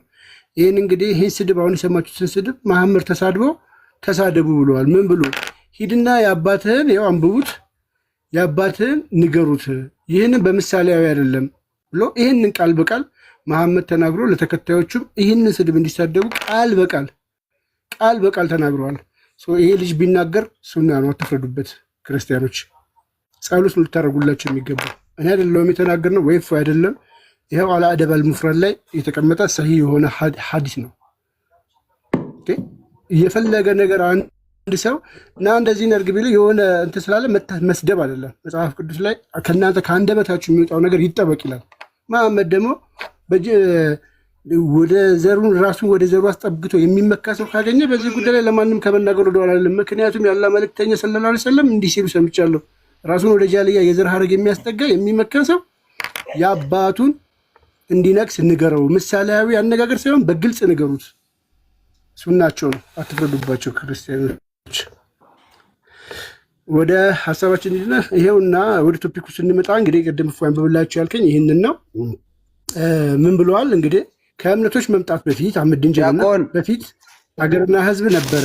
ዛሬም በሀገራችን ያላችሁን ስለሆነ ሁላችንም በምትመስልና እኩል በምትወክል መልኩ እንግባባለን የሚል ጥያቄ ሲነሳ እኛ ባርነትና መጤ የሚል ድንቁርና ጫወታ ያማራቸው ታዘብን አለና እነሆ እኔም ሀገራችን የሁላችን መስተካከል ያለባቸው ነገሮች እንዲስተካከል ሀሳብ ሳነሳ አፍ በማዘጋት ዝም ለማሰኘት ጥቂት ተባበሩ። አክራሪ ነው መጤ የሚለውን አለ አይ ቲንክ የፈለከው ይሄኛው ሶሪ ከላይ በተጠቀሰው መልኩ በመጤ ስደተኞች የተሰበሰብከውን እምነት እየተከተልን ዘለቅን ይላል። ከላይ በመጤ እምነት የተሰበከውን እምነት እየተከተልን ዘለቅን። እስልምና መጤ መሆኑን አፍርም አድርጎታል። ሰቦና በገና ጋር እንኳን ደህና መጣ። ሶር ሰቦና አላህ ቆይ አንዴ ሚታክ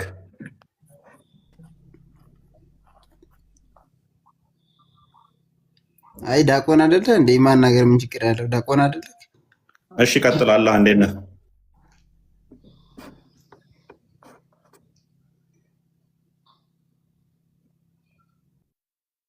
ቀጥል። አላህ አይሰማም? እልም ያልክ የዚህ ዓለም መሀይም ዲያቆን እኮ አንተ ነህ። ሆነ ይሰማኛል? ገበሬ ኔትወርክ ነው መሰለኝ። አንተ ከገጠር የመጣ ገበሬ እዚህ መተል ነግስ ምንም አይገባም። ቃል ስጋ ሆነ አንተ አላህ ክርፋታም ዲያቆን ሰቦና ሚታርግ ሰቦና እሺ አላህ ሰድቦ ያባችሁ ሲወቀን ያ ሸኝ ያ አላህ ነው እንደዚህ ባለጌና ተሳዳቢ ምንም ማድረግ አንችልም። ደንቆሮ መሀይም ምናምን የሚሳደቡትን አያችሁ አይደለ? መልስ የለም። ያንን በፌስቡክ ያጨናነቁት ጀግና አህመዲን ጀበል ያሉት እኛ ፊት ሲቀርቡ ሰዓት ውስጥ እንደገባ ፌስታል ኮርመት አሉ። አያችኋቸው አይደል? ሄሩ ይሆናው ማን ነው ሰው አሁን አህመዲን ጀበልን ሰፖርት አድርጎ ትክክል ነው የሚል ይኸው መንገዱ ክፍት ነው። ቀጥሉ፣ ሂዱበት፣ እስቲ ሂዱበት። ሰቦና አሁን ይሰማል? ሄዱበት እስቲ። ኔትወርክ ትክክል አለ ማለት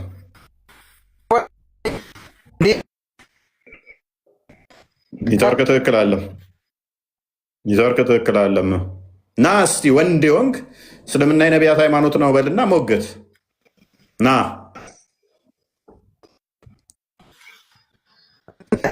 ኔትወርክን አስተካክል አንተ። አሁን ሁለቱ ግልጽ አድርግላቸው ቃል ሜይ ቢ ላልገባቸው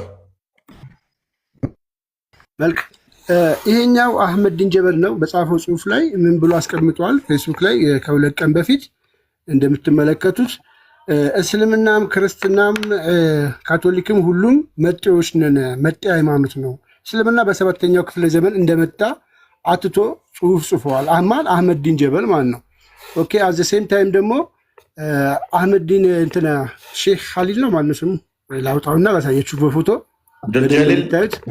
ይሄ ማለት ነው አብዱልጀሊል ኻሊል ማለት ነው። ይሄ ሰውዬ ደግሞ እስልምና በኢትዮጵያ ከቀደምት ከክርስቶስ ልደት በፊት የነበረ ነው ብሎ መጽሐፉን ላጽፈዋል። እንግዲህ ማለት ነው ማን ነው ትክክል? ገና እንደውም ወደ እስልምና አስተምሮ አልገባንም። ሁለቱ ዲቤት ማድረግ አለባቸው። ያኛው በሰባተኛው ክፍለ ዘመን የመጣ መጤን ይላል። ይሄ ደግሞ ከክርስቶስ ልደት በፊት ሁላ ነበረ፣ ከክርስትና በፊትም ነበረ ይለናል። ስለዚህ ከሁለቱ ማን ነው ትክክል?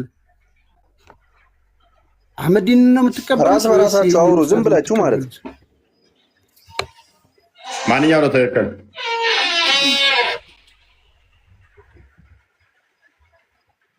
ቀጥል።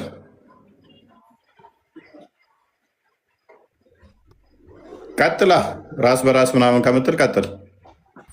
ቆይ እኔ የምለው አንተ ለምሳሌ ነው ምገባ ወይስ እውነትም የእምነት መምህር ነህ? ቶፒኩ ላይ ገባና ቀጥል። ቶፒኩ ላይ ማውራት እንችላለን። ምን ነበር ያልከኝ?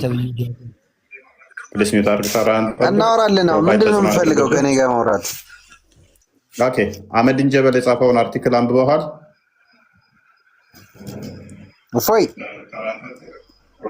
ክፈትለት አንዴ። እሺ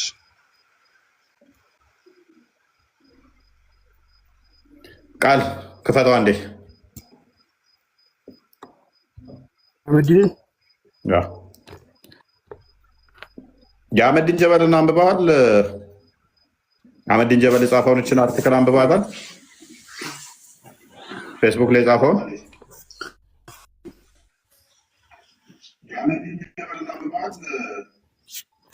አዎ አንብቤዋለሁ።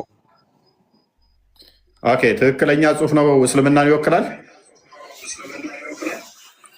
አረ በደንብ ነው አባቴ። እሱ እኮ ማለት አህመዲን ጀበል ማለት ነው የሚያወራቸው ነገሮች እኮ በራሱ ተንተትሮስ እንትን ብሎ ሳይሆን በራሱ አምጥቶ ሳይሆን ማለት ነው የታሪክ ተመራማሪ የታሪክ ምሁር ነው አባቴ። ኦኬ የታሪክ ተመራማሪ ነው። እኔ አሁን ዋና ሬስ ያስኩበት ነገር ማለት ነው ምሁር ነው በጣም። ምን ልልህ ፈልጌ መሰለህ? ቆይ እኔ ያስኩበት ነገር ነጥብ ይዤበታለሁ። ምን አዳምጠኛ። የታሪክ ምሁር ነው፣ ተመራማሪ ነው፣ በጣም ጎበዝ ነው። እስልምና የሚወክል ጽሁፍ ነው ብለኸኛል። ሚዩት አድርግና ክፈተው እስኪ ካሜራህን። ቆይ ሚዩት አድርግና ድገምና ክፈተው። እየደረበብኝ ስለሆነ ማለት ነው። ድገምና ክፈተው እስኪ። እሺ ይደርባል። ወጥተህ ትገባለህ። ተመልሰህ ነው። እንዴት? ምን ላድርግ? ምን ሆነብህ? ይደርባል። ምን ሆነብህ? የአንተ ድምፅ ተመልሶ ይሰማኛል። ምን ሆነብህ? እንዴት ላድርገው ታዲያ? እኔ አላውቅም። ተመልሰህ ላክልኝ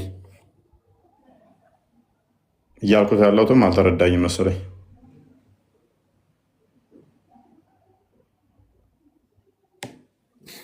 ኦኬ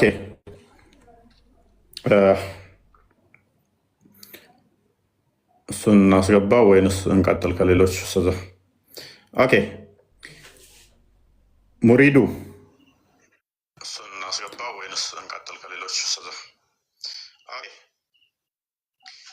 ሙሪዱ አይሰማም? እንኳን ደህና መጣህ። አመሰግናለሁ። መልካም። ይህንን ጽሑፍ አንብበዋል? አላነበብኩትም። ስለሱ ላወራ አይደለም የገባሁት። ኦኬ። ስለዚህ ቶፒክ ማውራት ትችላለህ? ቶፒክ ላወራ የምችለው ያለ ራስህ አንድ ነገር ልነግርህ ነው። እኔ ቴንክ ፕሮፋይሉ ተጽዕኖ ስለሚያደርገብህ ከስር ሆነህ ተማር። ለቤቱ ማመጥንም ይህን ፕሮፋይል ይዘህ አብዱልአዚዝ አውቃቸዋለሁ። እኔ መሀይሞች እኔ ቤት ሲገቡ እኮ በደንብ ነው የማውቃቸው። ባይዘ በፕሮፋይላቸው ለያቸዋለሁ። አብዱልአዚዝ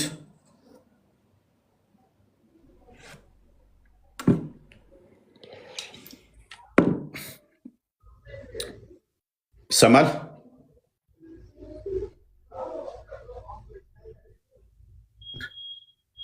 ቀጥሉ እስኪ። ምንድን ነው እሱ? መልካም ሙስሊሞች ቀጥሉ። እንግዲህ ገና ቁርአንና ሐዲስ ሳንከፍት እንደዚህ ከሆኑማ ከባድ ነው ቦስ። ቁርአንና ሐዲስ ሳንከፍት ገና ሁለቱን ኡስታዝ ራሱ ማስታረቅ ከከበዳችሁ ከነቢያችሁና ከአምላካችሁ ጋር ደግሞ እንዴት እንደሚጠረስ ብናሳያችሁ ለሱ በጣም ይከብድባችኋል ማለት ነው። ሁል ጊዜ እየመጡ ተረት ተረት ነው የሚነግሯችሁ፣ ፖለቲካ ነው የሚሰሩባችሁ፣ የሚሸቅሉባችሁ ኡስታዞቻችሁ እስልምናችሁንም እያፈረሱ ነው። ይሄኛው ተነስቶ የሆነ ነገር ሲፈልግ አስመስሎ ጻፈ። በ615 ነው ወደ ኢትዮጵያ እስልምና የገባው አለ። ይሄኛው ደግሞ መጥቶ መጽሐፉን ሲያስመርቅ ደግሞ አብሮት ቁጭ ብሎ ደግሞ እያጨበጨበ አብሮት ያስመረቀና ትክክል ነህ ጎበዝ ሲለው የነበረ ኡስታዝ ነው። ድጋሚ ደግሞ ተቃርኖ የመጣው ይሄኛው ከክርስቶስ ልደት በፊት ነበር ይላል። አያችሁ፣ ሁለቱም ሙስሊሞች የሚወክሏቸው አሉን የሚሏቸው የታሪክ ተመራማሪ ነን ባዮች ናቸው። ጊዜ የሰጠው ቅል ድንጋይ ይሰብራል ነው የሚባለው። ጊዜ ሰጣቸውና እንደፈለጉ ይጽፋሉ። ተረት ተረት ጽፎ በቃ ተረት ተረት ይጽፉታል። እርስ በርሳቸው ተዛ ይጋጫሉ። አሁን ሐዲስና ቁርአኑን አልለካሁትም እኔ ቪዲዮ ስለሰራሁበት እዛ ሄዳችሁ ታዳምጣላችሁ ዩቱብ ላይ ዲቴሉን ማብራሪያውን ከሐዲስ ከቁርአን አንጻር ምላሽ ሰጥቼበታለሁ። ግን ቀለል ባለው እንኳን ላይቭ ላይ ጀግናችን ምናምን ብለው እንደሞቶ ያነሱትን ጽሁፍ ትቀበሉታላችሁ ወይ? ማትቀበል ከሆነ እንቶ ፈንቶ ነው ወይ የጻፈው ኡስታዝ? እቀበለዋለሁ ካልክ እስልምና በደቂቃ ውስጥ እናፈርስበታለን ማለት ነው በጽሁፍ። አልቀበለውም ካልክ እንዴት ጀግና ልትለው ቻልክ? ማትቀበለውን ጽሁፍ ጽፎ ሼር እና ላይ ኮመንት አድርጎ ግን እምነቱን አፈርድቤ የሚያስበላ ባይዞ አንድም ቦታ ላይ ራሱን እንዳማኝ እንኳን አልቆጠረም ጽሁፉ ላይ ደግሞ ማለት ደስ በሚል ሁኔታ ማለት ነው። ይሄ የሚያሳየው ምንድነው?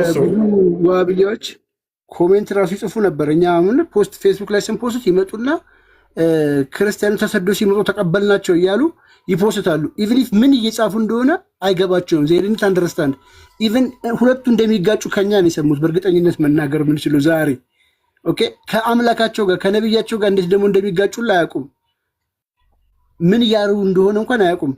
ኢሚዲየትሊ ነብያችን የተሳሳተ ነው፣ ነብያችን አህመድ ዲን ጀበል ነው፣ ነብያችን ይሄኛው አብዱልጀሊል አሊ ካሳ ነው እያላችሁ ነው ያላችሁት። ማነኝ አጨብጫቢ ነኝ ብላለች እንትና። ምክንያቱም ለአብዱልጀሊል አሊ ካሳ ሲያጨበጭበ የነበሩ ሙስሊሞች የአብዱልጀሊል አሊ ሼክ አሊን አስተምሮ በጥፊ ያጠናግሮ አህመድ ዲን ጀበል ጋርቤጅ ውስጥ ከተተው፣ ሽንት ቤት ውስጥ ሲከተው ቁጭ ብላ ደግሞ የአህመድ ዲን ጀበል አጨብጫቢ ሆነዋል። አብዱልጀሊል አሊን ረስተውታል፣ መጽሐፏን ረስተዋታል እኮ የሞላው መጽሐፉ እኮ በአራት ወር ለሙስሊሞች እኮ ከባድ ነው። 4 ደቂቃም ይረሳሉ እነሱ። አንተ ጭንቅላት የሌለው እያመለክ ጭንቅላት ሊኖራቸውን ይትቀላል። ከባድ እኮ ነው እነሱ ጋር ያለ መንፈስ።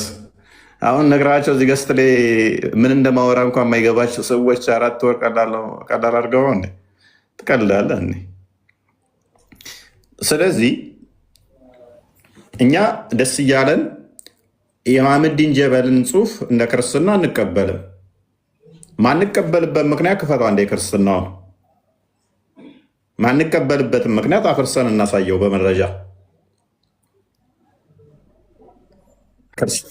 ክርስትና መቼ ነው የመጣው ይላል። ክፈቱ።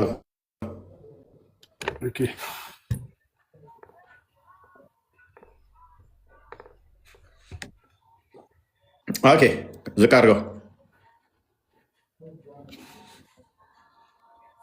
ኦኬ ዝቅ አድርገው።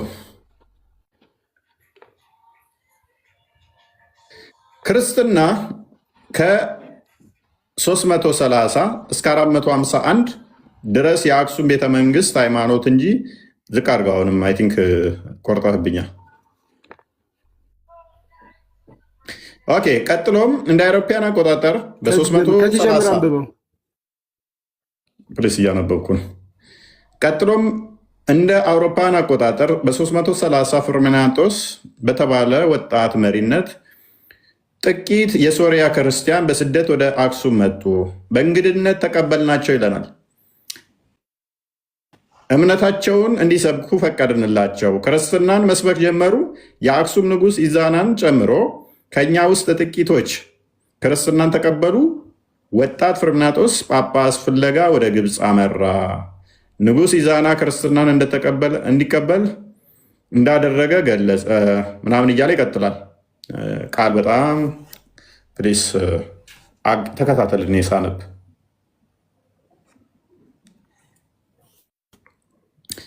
ንጉሱን ክርስትናን ማስነሳት ከቻልክ አንተን ጳጳስ እናድርግህ ብለው አባ ሰላማ ብለው ቀቡት። ክርስትናን የተቀበሉት ኢትዮጵያውያን ደግሞ ከሳቴ ብርሃን ብለው ሰየሙት። መቼ? ክርስትና ከ330 እስከ 400 ድረስ የአክሱም ቤተመንግስት ሃይማኖት እንጂ አጠቃላይ ህዝብ ሃይማኖት መሆን አልቻለም። ስለዚህ እንደ አህመድ ዲን ጀበል አስተምሮ ወይም አርቲክል ጽሑፍ መሰረት ክርስትና ለመጀመሪያ ጊዜ ኢትዮጵያ ላይ ወይም ደግሞ ለኢትዮጵያ የተሰበከው ኢትዮጵያን ውስጥ የገባው በስንት ነው ይለናል? በ330 ነው። ይሄ ቅጥፈት፣ ይሄ ውርደት፣ ይሄ ውሸት ነው።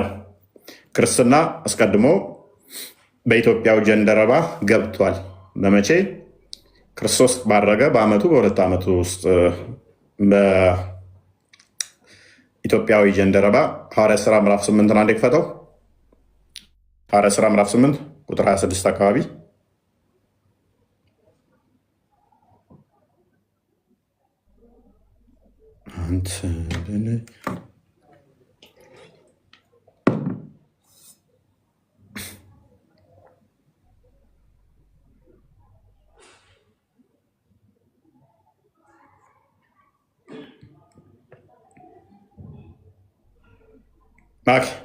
ቁጥር 26 አይ ቲንክ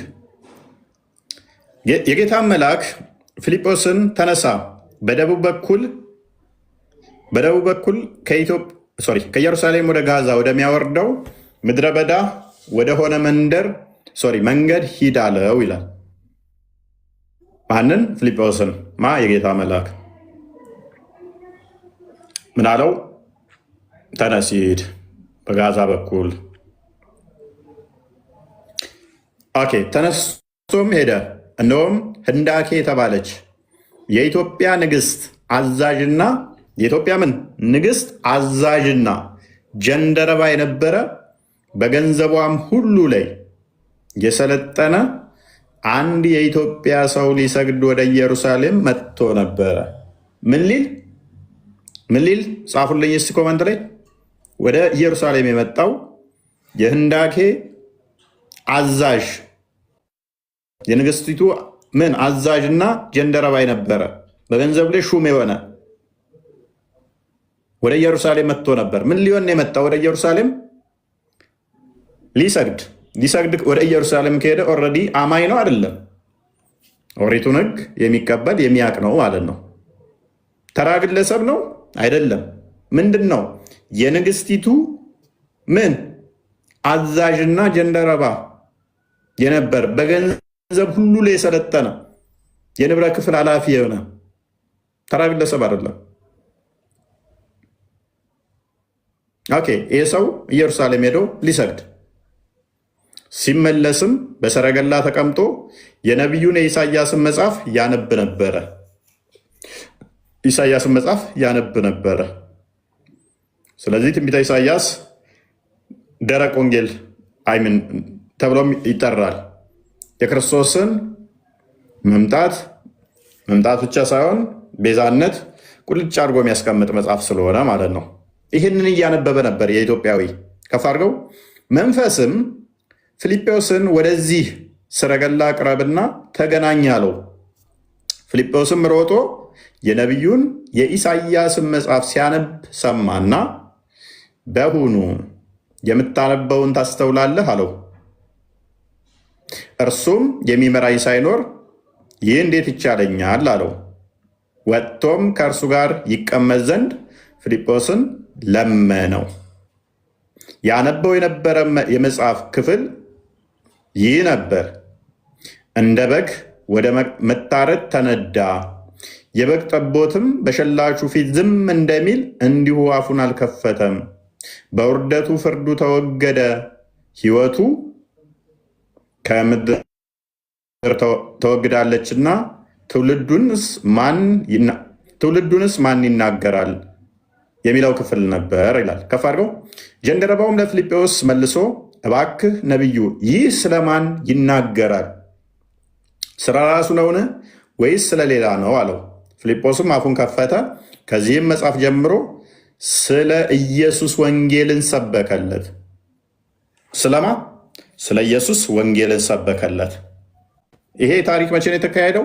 በማን የተካሄደው? በፊልጶስ። ፊልጶስ ማን ነው? ከሰባ አርድእት አንዱ ነው። ጌታ ከሾማቸው ከመረጣቸው አይ ቲንክ ሉቃስ ወንጌል ምዕራፍ 10 ላይ 70 አርድእቶች አንዱ ፊልጶስ ነው። በሱ ተሰበከ ማለት ነው ክርስትና። የህንዳኬ አዛዥ በገንዘቧ ላይ የሰለጠነ ጀንደረባው። በመንገድም ሲሄዱ ወደ ውሃ ደረሱ። ጀንደረባውም እንሆ ውሃ እንዳልጠመቅ የሚከለክለኝ ምንድን ነው አለው። ማመን ብቻ ሳይሆን በክርስቶስ አምኖም ተጠመቀ። ያመነ የተጠመቀ ይድናል ይላልና ማርቆስ 16:16 ሰው ዳግም ከውሃና ከመንፈስ መወለድ አለበት ብሏልና ክርስቶስ ዮሐንስ ወንጌል ምዕራፍ 3 ቁጥር ከ3 እስከ 6። ፊልጶስን በፍጹም ልብ ብታምን ተፈቅዶልሃል አለው። መልሶም ኢየሱስ ክርስቶስ የእግዚአብሔር ልጅ እንደሆነ አምናለው። ምን? ኢየሱስ ክርስቶስ የእግዚአብሔር ልጅ እንደሆነ አምናለው። ይህንን ምስክርነት ከሐዋርያቶች ውስጥ ሰጥቶ ትልቅ አክብሮት የተሰጠው ማን ነው? እስቲ ኮመንት ላይ ጻፉልኝ።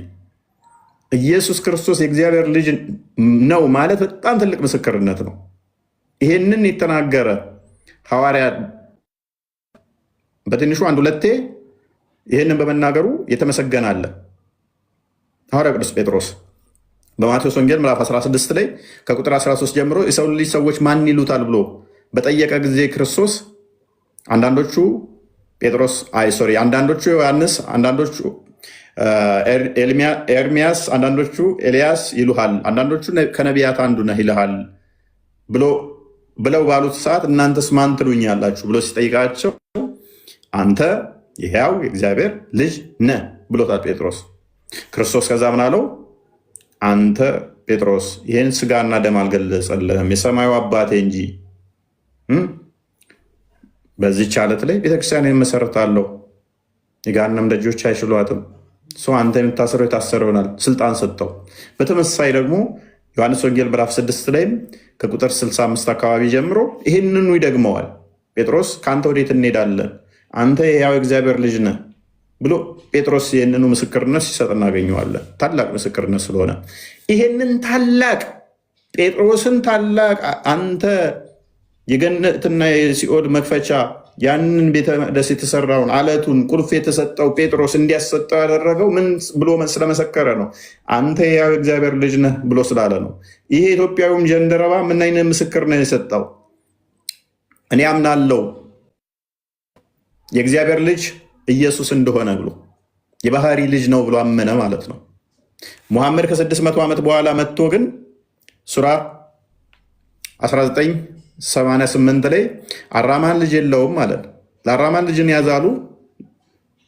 ከባድ ንግግር ተናገሩ። ከዚህ ንግግራቸው ባይቆጠቡ ሰማይ ሊቀደዱ፣ ተራሮች ሊናዱ፣ ምድር ልትሰነጠቅ ይቀርባሉ ለአራማን ልጅን ያዘ ወለደ ስላሉ ይላል። ምክንያት ሱራ 601 ላይ ለእርሱ ሚስት የሌለችው ሲሆን እንዴት ልጅ ይኖረዋት ስላለ ማለት ነው።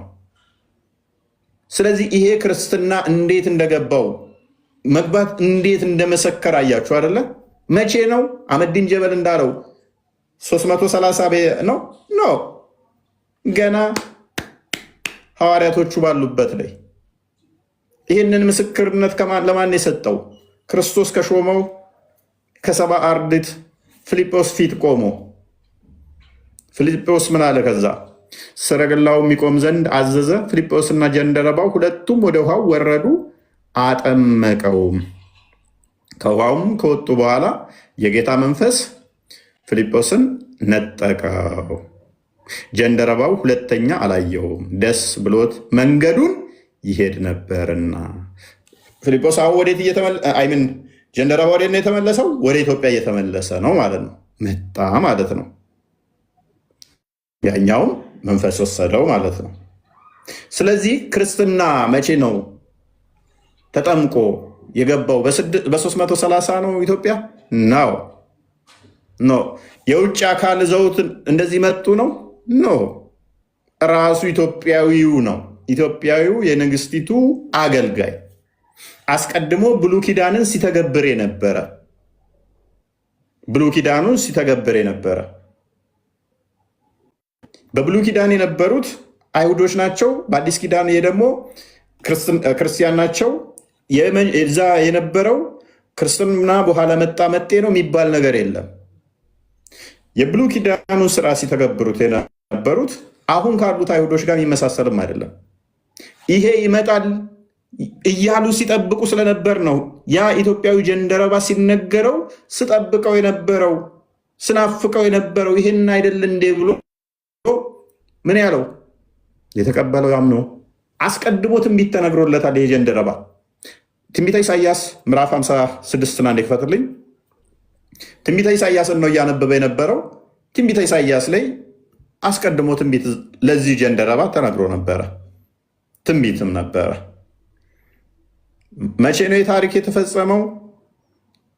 ዛሬ 300 አህመዲን ጀበል እንደሚለው 330 ላይ ነው ኖ ድንቁርና ጣራ ነክቶበት ነው። ወደ እግዚአብሔር የተጠጋ ምጻተኛ በእውነት እግዚአብሔር ከሕዝቡ ይለየኛል አይበል። ጀንደረባ እነሆ እኔ ደረቅ ዛፍ ነኝ አይበል። ወደ ማን የተጠጋ? ወደ እግዚአብሔር የተጠጋ። ያ ኢትዮጵያዊ ጀንደረባ ማንም ፈልጎ ነው የመጣው? ወደ ኢየሩሳሌም ሊሰግድ ነው። እግዚአብሔርን ፈልጎ ነው የመጣው። ጣዖት ሊያመልክ አይደለም። እንደ መሐመድ አባቶች እነ በዓልን ሊያመልክ ወይም ደግሞ እነ ሁበልን ሊያመልክ አይደለም ሄደው፣ እግዚአብሔርን ሊያመልክ ነው። ወደ እግዚአብሔር የተጠጋ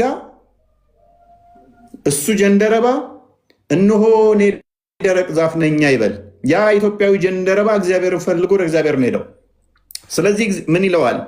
እግዚአብሔር ሰንበቴን ስለሚጠብቁ ደስ የሚያሰኙኝም ከፈር ነገር ስለሚመርጡ ቃል ኪዳኔንም ስለሚይዙ ጀንደረቦች እንደዚህ ይላል። ኢትዮጵያኖች የብሉይ ኪዳኑንም ስርዓት አስቀድሞ ስለተሰበከ ሰንበትን ቅዳሜን ይጠብቃሉ። ቅዳሜንም ሰንበትን ይጠብቃሉ አይደለም? ዘጸአት ምዕራፍ 20 ላይ ያለውን። ስለዚህ በተመሳሳይ ሰንበቴን ስለሚጠብቁ ደስ የሚያሰኘኝንም ነገር ስለሚመርጡ ቃል ኪዳኔንም ስለሚይዙ ጀንደረቦች እንዲህ ይላልና በቤቴና በቅጥሬ ከወንዶችና ከሴቶች ይልቅ የሚበልጥ መታሰቢያ ስም እሰጣቸዋለሁ። የማይጠፋ ስም እሰጣቸዋለሁ። ምን የማይጠፋ ስም እሰጣቸዋለሁ?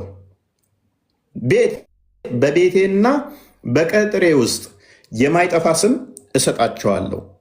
ማቴዎስ ወንጌል ምዕራፍ 16 ቁጥር 18 አንዴ ክፈተው። አሁን የት ነው የምሰጠው አለ? በቤቴና በቅጥሬ ውስጥ የማይጠፋ ስምን እሰጣለሁ። ይህ አሁን ትንቢት ነው። ይሄ ትንቢት እንዴት ተፈጸመ? ክርስቶስ ቤተ መቅደሱን ሰራ፣ ቤተ ክርስቲያኑን ሰራ። 16 ቁጥር 18 እኔም እልሃለሁ አንተ ጴጥሮስ ነህ፣ በዚህችም ዓለት ላይ ቤተ ክርስቲያኔን እሰራለሁ፣ የገሃነም ደጆች አይችሏትም አለ። ምን የገሃነም ደጆች ማይችሏትን እቤቴን እሰራለሁ አለ ክርስቶስ በስጋ ሲመጣ።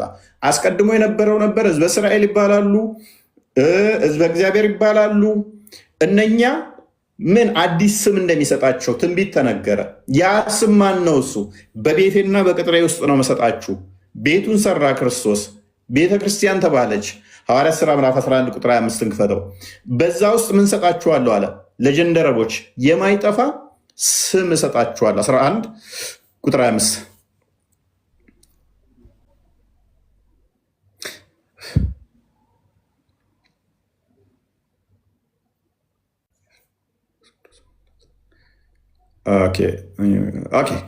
ባገኛቸው ከፍ አድርገው ቁጥር 26 ባገኛቸውም ጊዜ ወደ አንጾኪያ ቁጥር 26 በቤተ ክርስቲያን 1 ዓመት ሙሉ ተሰበሰቡ። ቤተ ክርስቲያኑ ማን የሰራው? ክርስቶስ። በቤቴና በቅጥሬ ውስጥ ማይጠፋ ስም ሰጣችኋለሁ ብሏል። በቤተ ክርስቲያን 1 ዓመት ሙሉ ተሰበሰቡ፣ ብዙ ሕዝብንም አስተማሩ። ደቀ መዛሙርቱም መጀመሪያ ምን ተባሉ? በአንጾኪያ ክርስቲያን ተባሉ። ማን ተብለው ተጠሩ? ክርስቲያን ተባሉ። ትንቢቱ ምን ነበረ? በቤቴና በቅጥሬ ውስጥ ምን ሰጣችኋለሁ የሚል ነው። አዲስ ስም ሰጣችኋለሁ። በፊት ህዝበ እግዚአብሔር ይባላሉ፣ እስራኤል ተብለው ይጠራሉ። እነኚህ አሁን ትንቢት ተነገረ። ምን አዲስ ስም እሰጣችኋለሁ። ያ ስም የማይጠፋ ያ ጀንደረባ አሁን አዲስ ስም ተሰጠው ማለት ነው። በዛ በቤቱና በቅጥር ውስጥ ክርስቲያን ተብሎ ተጠምቆ አምኖ ክርስቲያን ተባለ። የማይጠፋን ስም ያዘ ማለት ነው። ይሄ ማን ነው? እኛ ኢትዮጵያውያኖችን ሪፕሬዘንት የሚያደርግ ማለት ነው። እኛ ኢትዮጵያውያኖችንም የሚወክል ነው። ስለዚህ በብሉይ ኪዳን የነበሩት እነኛ ህዝበ እግዚአብሔር ሲጠብቁት ነበረ፣ ሲናፍቁት ነበረ። አዲስ ስም እንደሚሰጣቸው ተነግሯቸው ነበረ። ምን የሚባል? ክርስቲያን የሚባል በክርስቶስ ክርስቲያን የሚባሉ አዲስ ስም ይሰጣቸዋል። እሱን ተስፋ ያደርጉት ነው እንጂ ክርስቲያን የሚባል ያንኛውን የብሉይ ኪዳኑን የሚቃወም አስተምሮ አይደለም። ያንን ተቃውሞ የመጣም አይደለም። አዲስ ስም እንደሚሰጥ ግን ያንኛው ህዝበ እግዚአብሔር የሚባሉት የእግዚአብሔር ልጆች የሚባሉት ዘዳግም ምዕራፍ 14 ቁጥር 1 ላይ እናንተ የአምላካችሁ የእግዚአብሔር ልጆች ናችሁ የተባሉት፣ ትንቢተ ኢሳይያስ ምዕራፍ 63 ቁጥር 16 ላይ አብርሃም ባያቀን እስራኤል ባይታዘዘን አንተ አምላካችን አባታችን ብለው የሚያምኑት ኢየሱስን ሲቀበሉ ዮሐንስ ወንጌል ምዕራፍ 1 ላይ ወደ ገዛ ወገኖቹ መጣ፣ ለተቀበሉት የእግዚአብሔር ልጆች የሆኑ ዘንድ ስልጣን ሰጣቸው፣ ይህም ከስጋና ከደም አይደለም። ወደ ማን መጣ? ወደ ገዛ ወገኖቹ። ቁጥር 11 ጀምሮ 33 ወደ ገዛ ወገኖቹ። እነኛ ወገኖቹ ማናቸው? አስቀድሞ ኪዳን የተሰጣቸው ማለት ነው። አባቶች ለነሱ ናቸውና ከነርሱ ክርስቶስ በስጋ መጣ፣ እርሱ ከሁሉ በላይ የተባረከ ሆኖ የዘላለም አምላክ ነው ይለዋል። ሮሜ ምዕራፍ 9 ቁጥር 5 ጀምሮ። ስለዚህ ልጅነት በማን ነው ይለናል። ከዛ ያ ተስፋው የተሰጠው በማን ነበር? በአብርሃም። ዘፍጥረት ምዕራፍ 12 ቁጥር 3 ጀምሮ ከቁጥር 1 እስከ 4 ድረስ በአንተ ዘር አሕዛብ ይባረካሉ ብሎታል። ያ ዘሩ በማን ነው የሚመጣው? ዘሩ እንዴት ነው የሚመጣው? በይስሐቅ በኩል ማለት ነው። በይስሐቅ እንዴት ይመጣል? ዘፍጥረት ምዕራፍ 17 ቁጥር 10 ላይ ግዝረትን እንዴት እንደሰጠ ቃል ኪዳን ካቆመ በኋላ አሕዛብ ዘሩ በማን እንደሚባረክ ነገረን፣ በይስሐቅ ማለት ነው። ይህንም ፓራፍሬዝ ሲያደርገው ጳውሎስ በደንብ ሲያብራራው ምን ያደርገዋል? ሮሜ ምዕራፍ 9 ላይ ከቁጥር 6 ጀምሮ ከአብርሃም የሚወለዱ ሁሉ እስራኤል አይደሉም ማለት ነው። ከአብርሃም የሚወለዱ ሁሉ እስራኤል አይደሉም፣ ነገር ግን በማን ይጠራልሃል ተባለ? በይስሐቅ። በይስሐቅ። ስለዚህ በይስሐቅ በኩል አሁን ሁሉ ማን ይሆናል ማለት ነው? የአብርሃም ዘር ይሆናል ማለት ነው። በይስሐቅ በኩል በእምነት በኩል ይመጣል። ደግሞ ገላትያ ምዕራፍ 3 ላይ ስትመጡ በእምነት ይሆናል። በእምነት አስቀድሞ ደግሞ ለአብርሃም ወንጌል ተሰብኮለታል። ስለዚህ እነኛ ወንጌል የተሰበከላቸው ናቸው። አይሁድ የሚሏቸው እና አህመዲን ጀበል ወንጌል የተሰበከላቸው ወንጌል አማኝ ናቸው። የአሁኖቹ ውሳ ታዲያ እነኚህ አይሁዶችን ፕሪሰፖዝ አድርጎ በፊት የነበሩት እነሱ ናቸው ኢትዮጵያ ላይ ነው። እነኛዎቹ የቀድሞዎቹ ወንጌል የሚያምኑ ናቸው። ገላትያ ምዕራፍ 3 ቁጥር 8 ላይ አስቀድሞ ክፈተው። ገላትያ ምዕራፍ 3 ቁጥር 8 አስቀድሞ ለአብርሃም እንኳን ወንጌል ተሰበከለት ይላል። ወንጌል አማኝ ናቸው። ወንጌል ደግሞ ስለ ልጁ ነው፣ ስለ ክርስቶስ የምስራች ብስራት፣ አዳኝ ጌታ ተወልዷል የሚል ነው ወንጌል። እነኚዎቹ ታዲያ አዳኝ ጌታ እርሱ ክርስቶስ ተወልዷል ብለው የአሁኖቹ አይሁዶች ያምናሉ እንዴ? አያምኑም። ስለዚህ የብሉይ ኪዳኑን የሚያምኑት በኢትዮጵያ የነበሩት ከኛ ጋር የሚስማሙ እንጂ ከነኚህ አይሁዶች ጋር የሚስማሙ አይደሉም። እነኞቹ ትክክለኞቹ አይሁዶች አይደሉም። እነኞቹ የሰዓቱ ናቸው።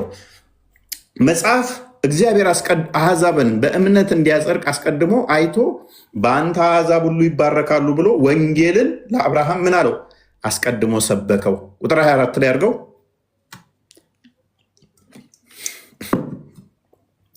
ኦኬ እምነት ሳይመጣ እንደዚህ ሁሉ በእምነት እንድንጸድቅ አንድ ሕግ ወደ ክርስቶስ የሚያመጣ ሞግዚታችን ሆኗል። እምነት ግን መጥቷል አለ። ከእንግዲህ ወዲህ ከሞግዚት በታች አይደለንም አለ። አስቀድሞ በሞግዚት ውስጥ ነበር፣ ሕግ ስለነበረ ዮሐንስ ወንጌል ምዕራፍ 1 ቁጥር 17 ላይ ሕግ በሙሴ ጸጋና እውነት በክርስቶስ ይላል አይደለ? ስለዚህ አሁን ከሞግዚት በታች አልነበርንም ነው። ከፋር እምነት ግን መጥቷል። እሺ እምነት ሉክ በእምነት በኩል ሁላችሁ በክርስቶስ ኢየሱስ የእግዚአብሔር ልጆች ናችሁ። አስቀድሞ እነኛ በእምነት ተስፋ እምነት ምንድን ነው? በእምነት በኩል ሁላችሁ በክርስቶስ ኢየሱስ የእግዚአብሔር ልጆች ናችሁ አለን።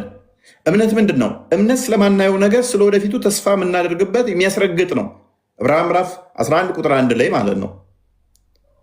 ዕብራውያን ምዕራፍ 11 ቁጥር 1 ላይ እምነት ስላላየ ነው ስለ ወደፊቱ ተስፋ ስለምናደርገው የሚያስረግጥ ነው።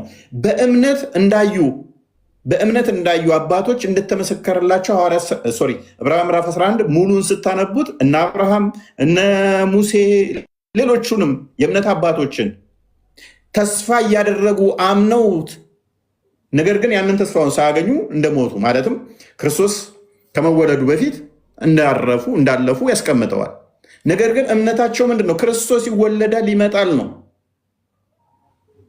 እንጂ እንደነኞቹ አይሁዶች ኖ አዳኝ አምላክ አልተወለደም የለም ምናምን የሚል አይደለም። በእምነት አስቀድመው አይተውታል ክርስቶስን። ለዚህ ነው ዮሐንስ ወንጌል ምዕራፍ 8 ላይ ቁጥር 54 አካባቢ ጀምሮ ስለ አብርሃም ታሪክ ባነሳው ላይ ክርስቶስ ምን አለ? አብርሃም ቀኔን ያይ ዘንድ ሐሴት አደረገ አየም ደስም አለው ይላል። በእምነት መነጽር አስቀድመው እነሱ አዩ። አየህ እምነታቸው ከኛ ጋር እንዴት እንደሚመሳሰል ክርስቶስ አዳኝ መሆኑን ቤዛ መሆኑን በእምነት እነሱ አዩ። በእምነት ተስፋ የሚያደርጉትን በእምነት ማለት ነው። ስለዚህ ምን ይለናል? በእምነት በኩል ሁላችሁ በክርስቶስ ኢየሱስ የእግዚአብሔር ልጆች ናችሁና ከክርስቶስ ጋር አንድ ትሆኑ ዘንድ የተጠመቃችሁ ሁሉ ክርስቶስን ለብሳችኋልና። አይሁዳዊ በደንብ አስተውለዋል። አይሁዳዊ ወይም የግሪክ ሰው የለም፣ ባሪያ ወይንም ጨዋ የለም፣ ባሪያ ጨዋ ሰው የለም፣ ወንድ ሴት የለም፣ ሁላችሁ በክርስቶስ ኢየሱስ ከፋርክ አንድ ሰው ናችሁና ከፋርክ ኦኬ እናንተ የክርስቶስ ከሆናችሁ እንኪያዝ የክርስቶስ ከሆናችሁ እንኪያዝ የክርስቶስ ከሆናችሁ እንኪያዝ የአብርሃም ዘር እንደ ተስፋውም ቃል ወራሾች ናችሁ። ስለዚህ በደንብ አስተውሉ። የአብርሃም ዘር የሆኑ እኛ የክርስቶስ ዘር ስንሆን የአብርሃም ዘሮች የተለዩ ክርስቶስ ዘሮች የተለዩ አይደለንም። እነ አህመዲን ጀበል ድንቁርናቸው አስቀድሞ ኢትዮጵያ ውስጥ የነበሩት የአብርሃም ዘር ናችሁ፣ እናንተ ደግሞ የክርስቶስ ናችሁ ብሎ ሊከፍለን የሞከረው ኖ። የአብርሃም ዘር ከሆን እናንተ እኛ የክርስቶስ ከሆንን የማን ዘር ነን? የክርስቶስ ከሆንን የአብርሃም ዘር ነን። የአብርሃም ዘር ከሆን ደግሞ ተስፋው ተሰጥቶታልና ምንድን ነን? ወራሾች ነን።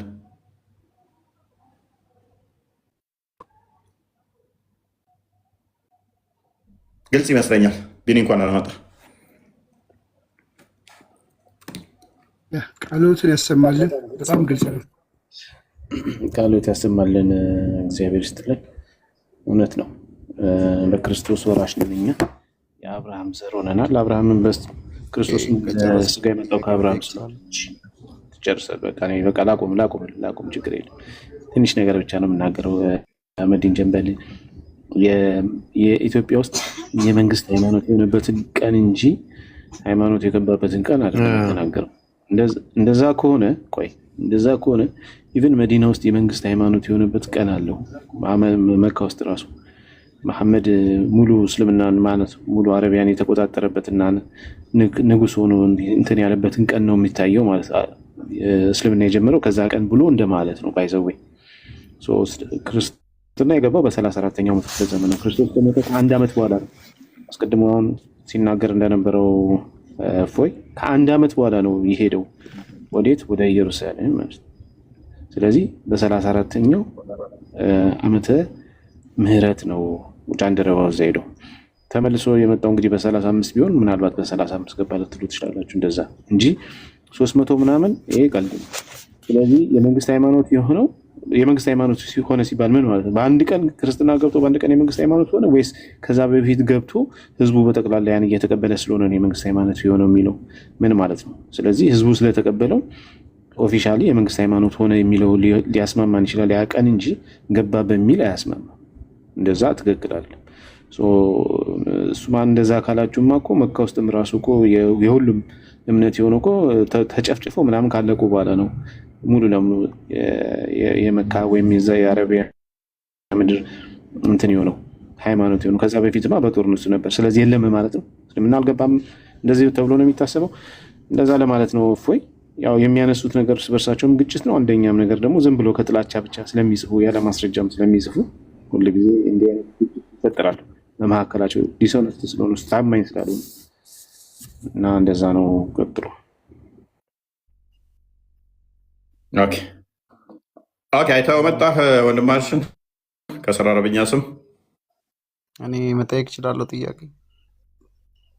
ቆይ ትጠይቃለህ። ቅድሚያ ቶፒኩ ላይ እንትን እንበልና ትጠይቃለህ። ቆይ እዚሁ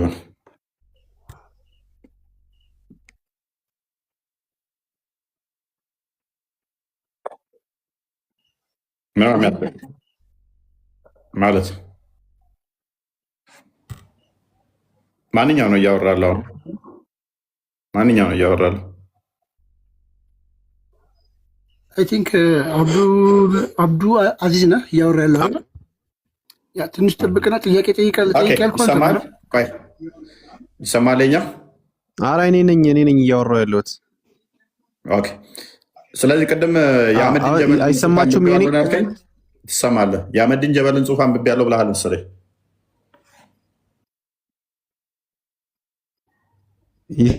ይሰማል?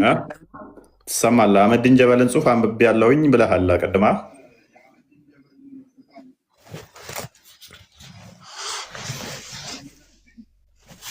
እኔ አሁን ትክክል ነው ብዬ ነው ማምነው። ማንኛውም ሰው አስተሳሰቡ ይለያይ። አንተ ምናልባት ስለሆንክ ላትቀበለው ትችላለህ። መልካም። እስልምና መቼ ነው ወደ ኢትዮጵያ የገባው?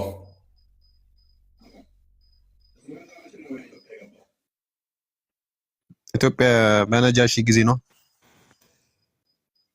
በነጃሺ ጊዜ እስልምና ኢትዮጵያ ገብቶ ነበረው እኮ እዛኔ ገብቷል። ግን ያው እሺ ምን ልትለኝ ፈልገህ ነው? ኦኬ ከዛ በፊት ነው የገባው ወይንስ ያኔ ነው የገባው?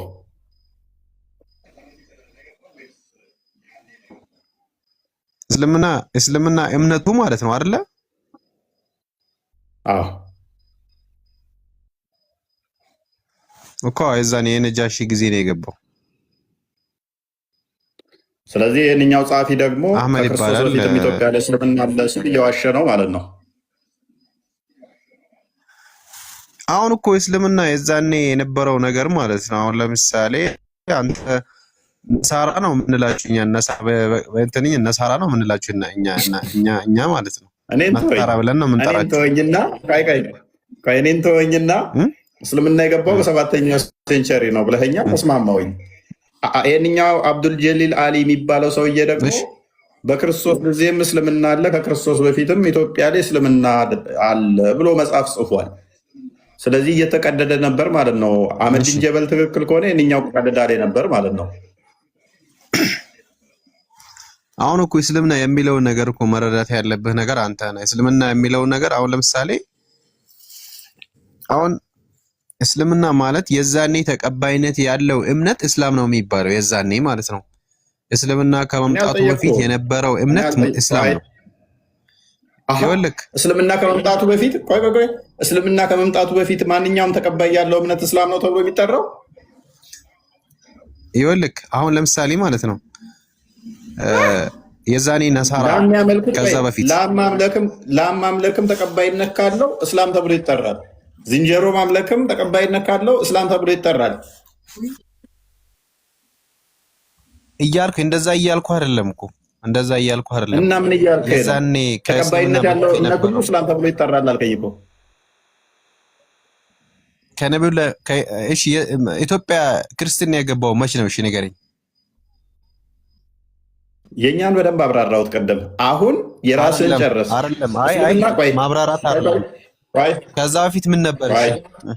ከዛ በፊት መች ነው የገባው? እሺ ክርስትናም እኮ መጤ ነው ሲጀመር።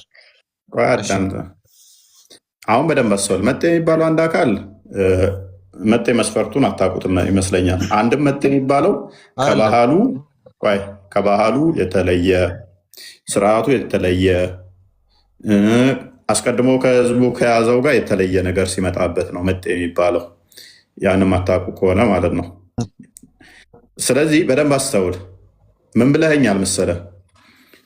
የአህመዲን ጀበልን ተቀብለህ በ7ኛው ሴንቸሪ ነው ኢትዮጵያ የገባው እስልምና ብለኸኛል። አብዱል ጀሊል አሊ ደግሞ በክርስቶስ ሲወለድ ከሱ በፊትም ኢትዮጵያ ላይ እስልምና አለ ብሎ ጽፏል። አህመዲን ጀበል ነው ወይንስ አብዱል ጀሊል አሊ ነው ትክክል? ሁለቱም ትክክል ናቸው። ኦኬ እስልምና መቼ ነው ወደ ኢትዮጵያ የገባው? እንዴት አድርጌ ላስማማለህ? አይደለም ቆይ እስልምና ወደ ኢትዮጵያ ችግር የለውም። ጥያቄው ላስማማለህ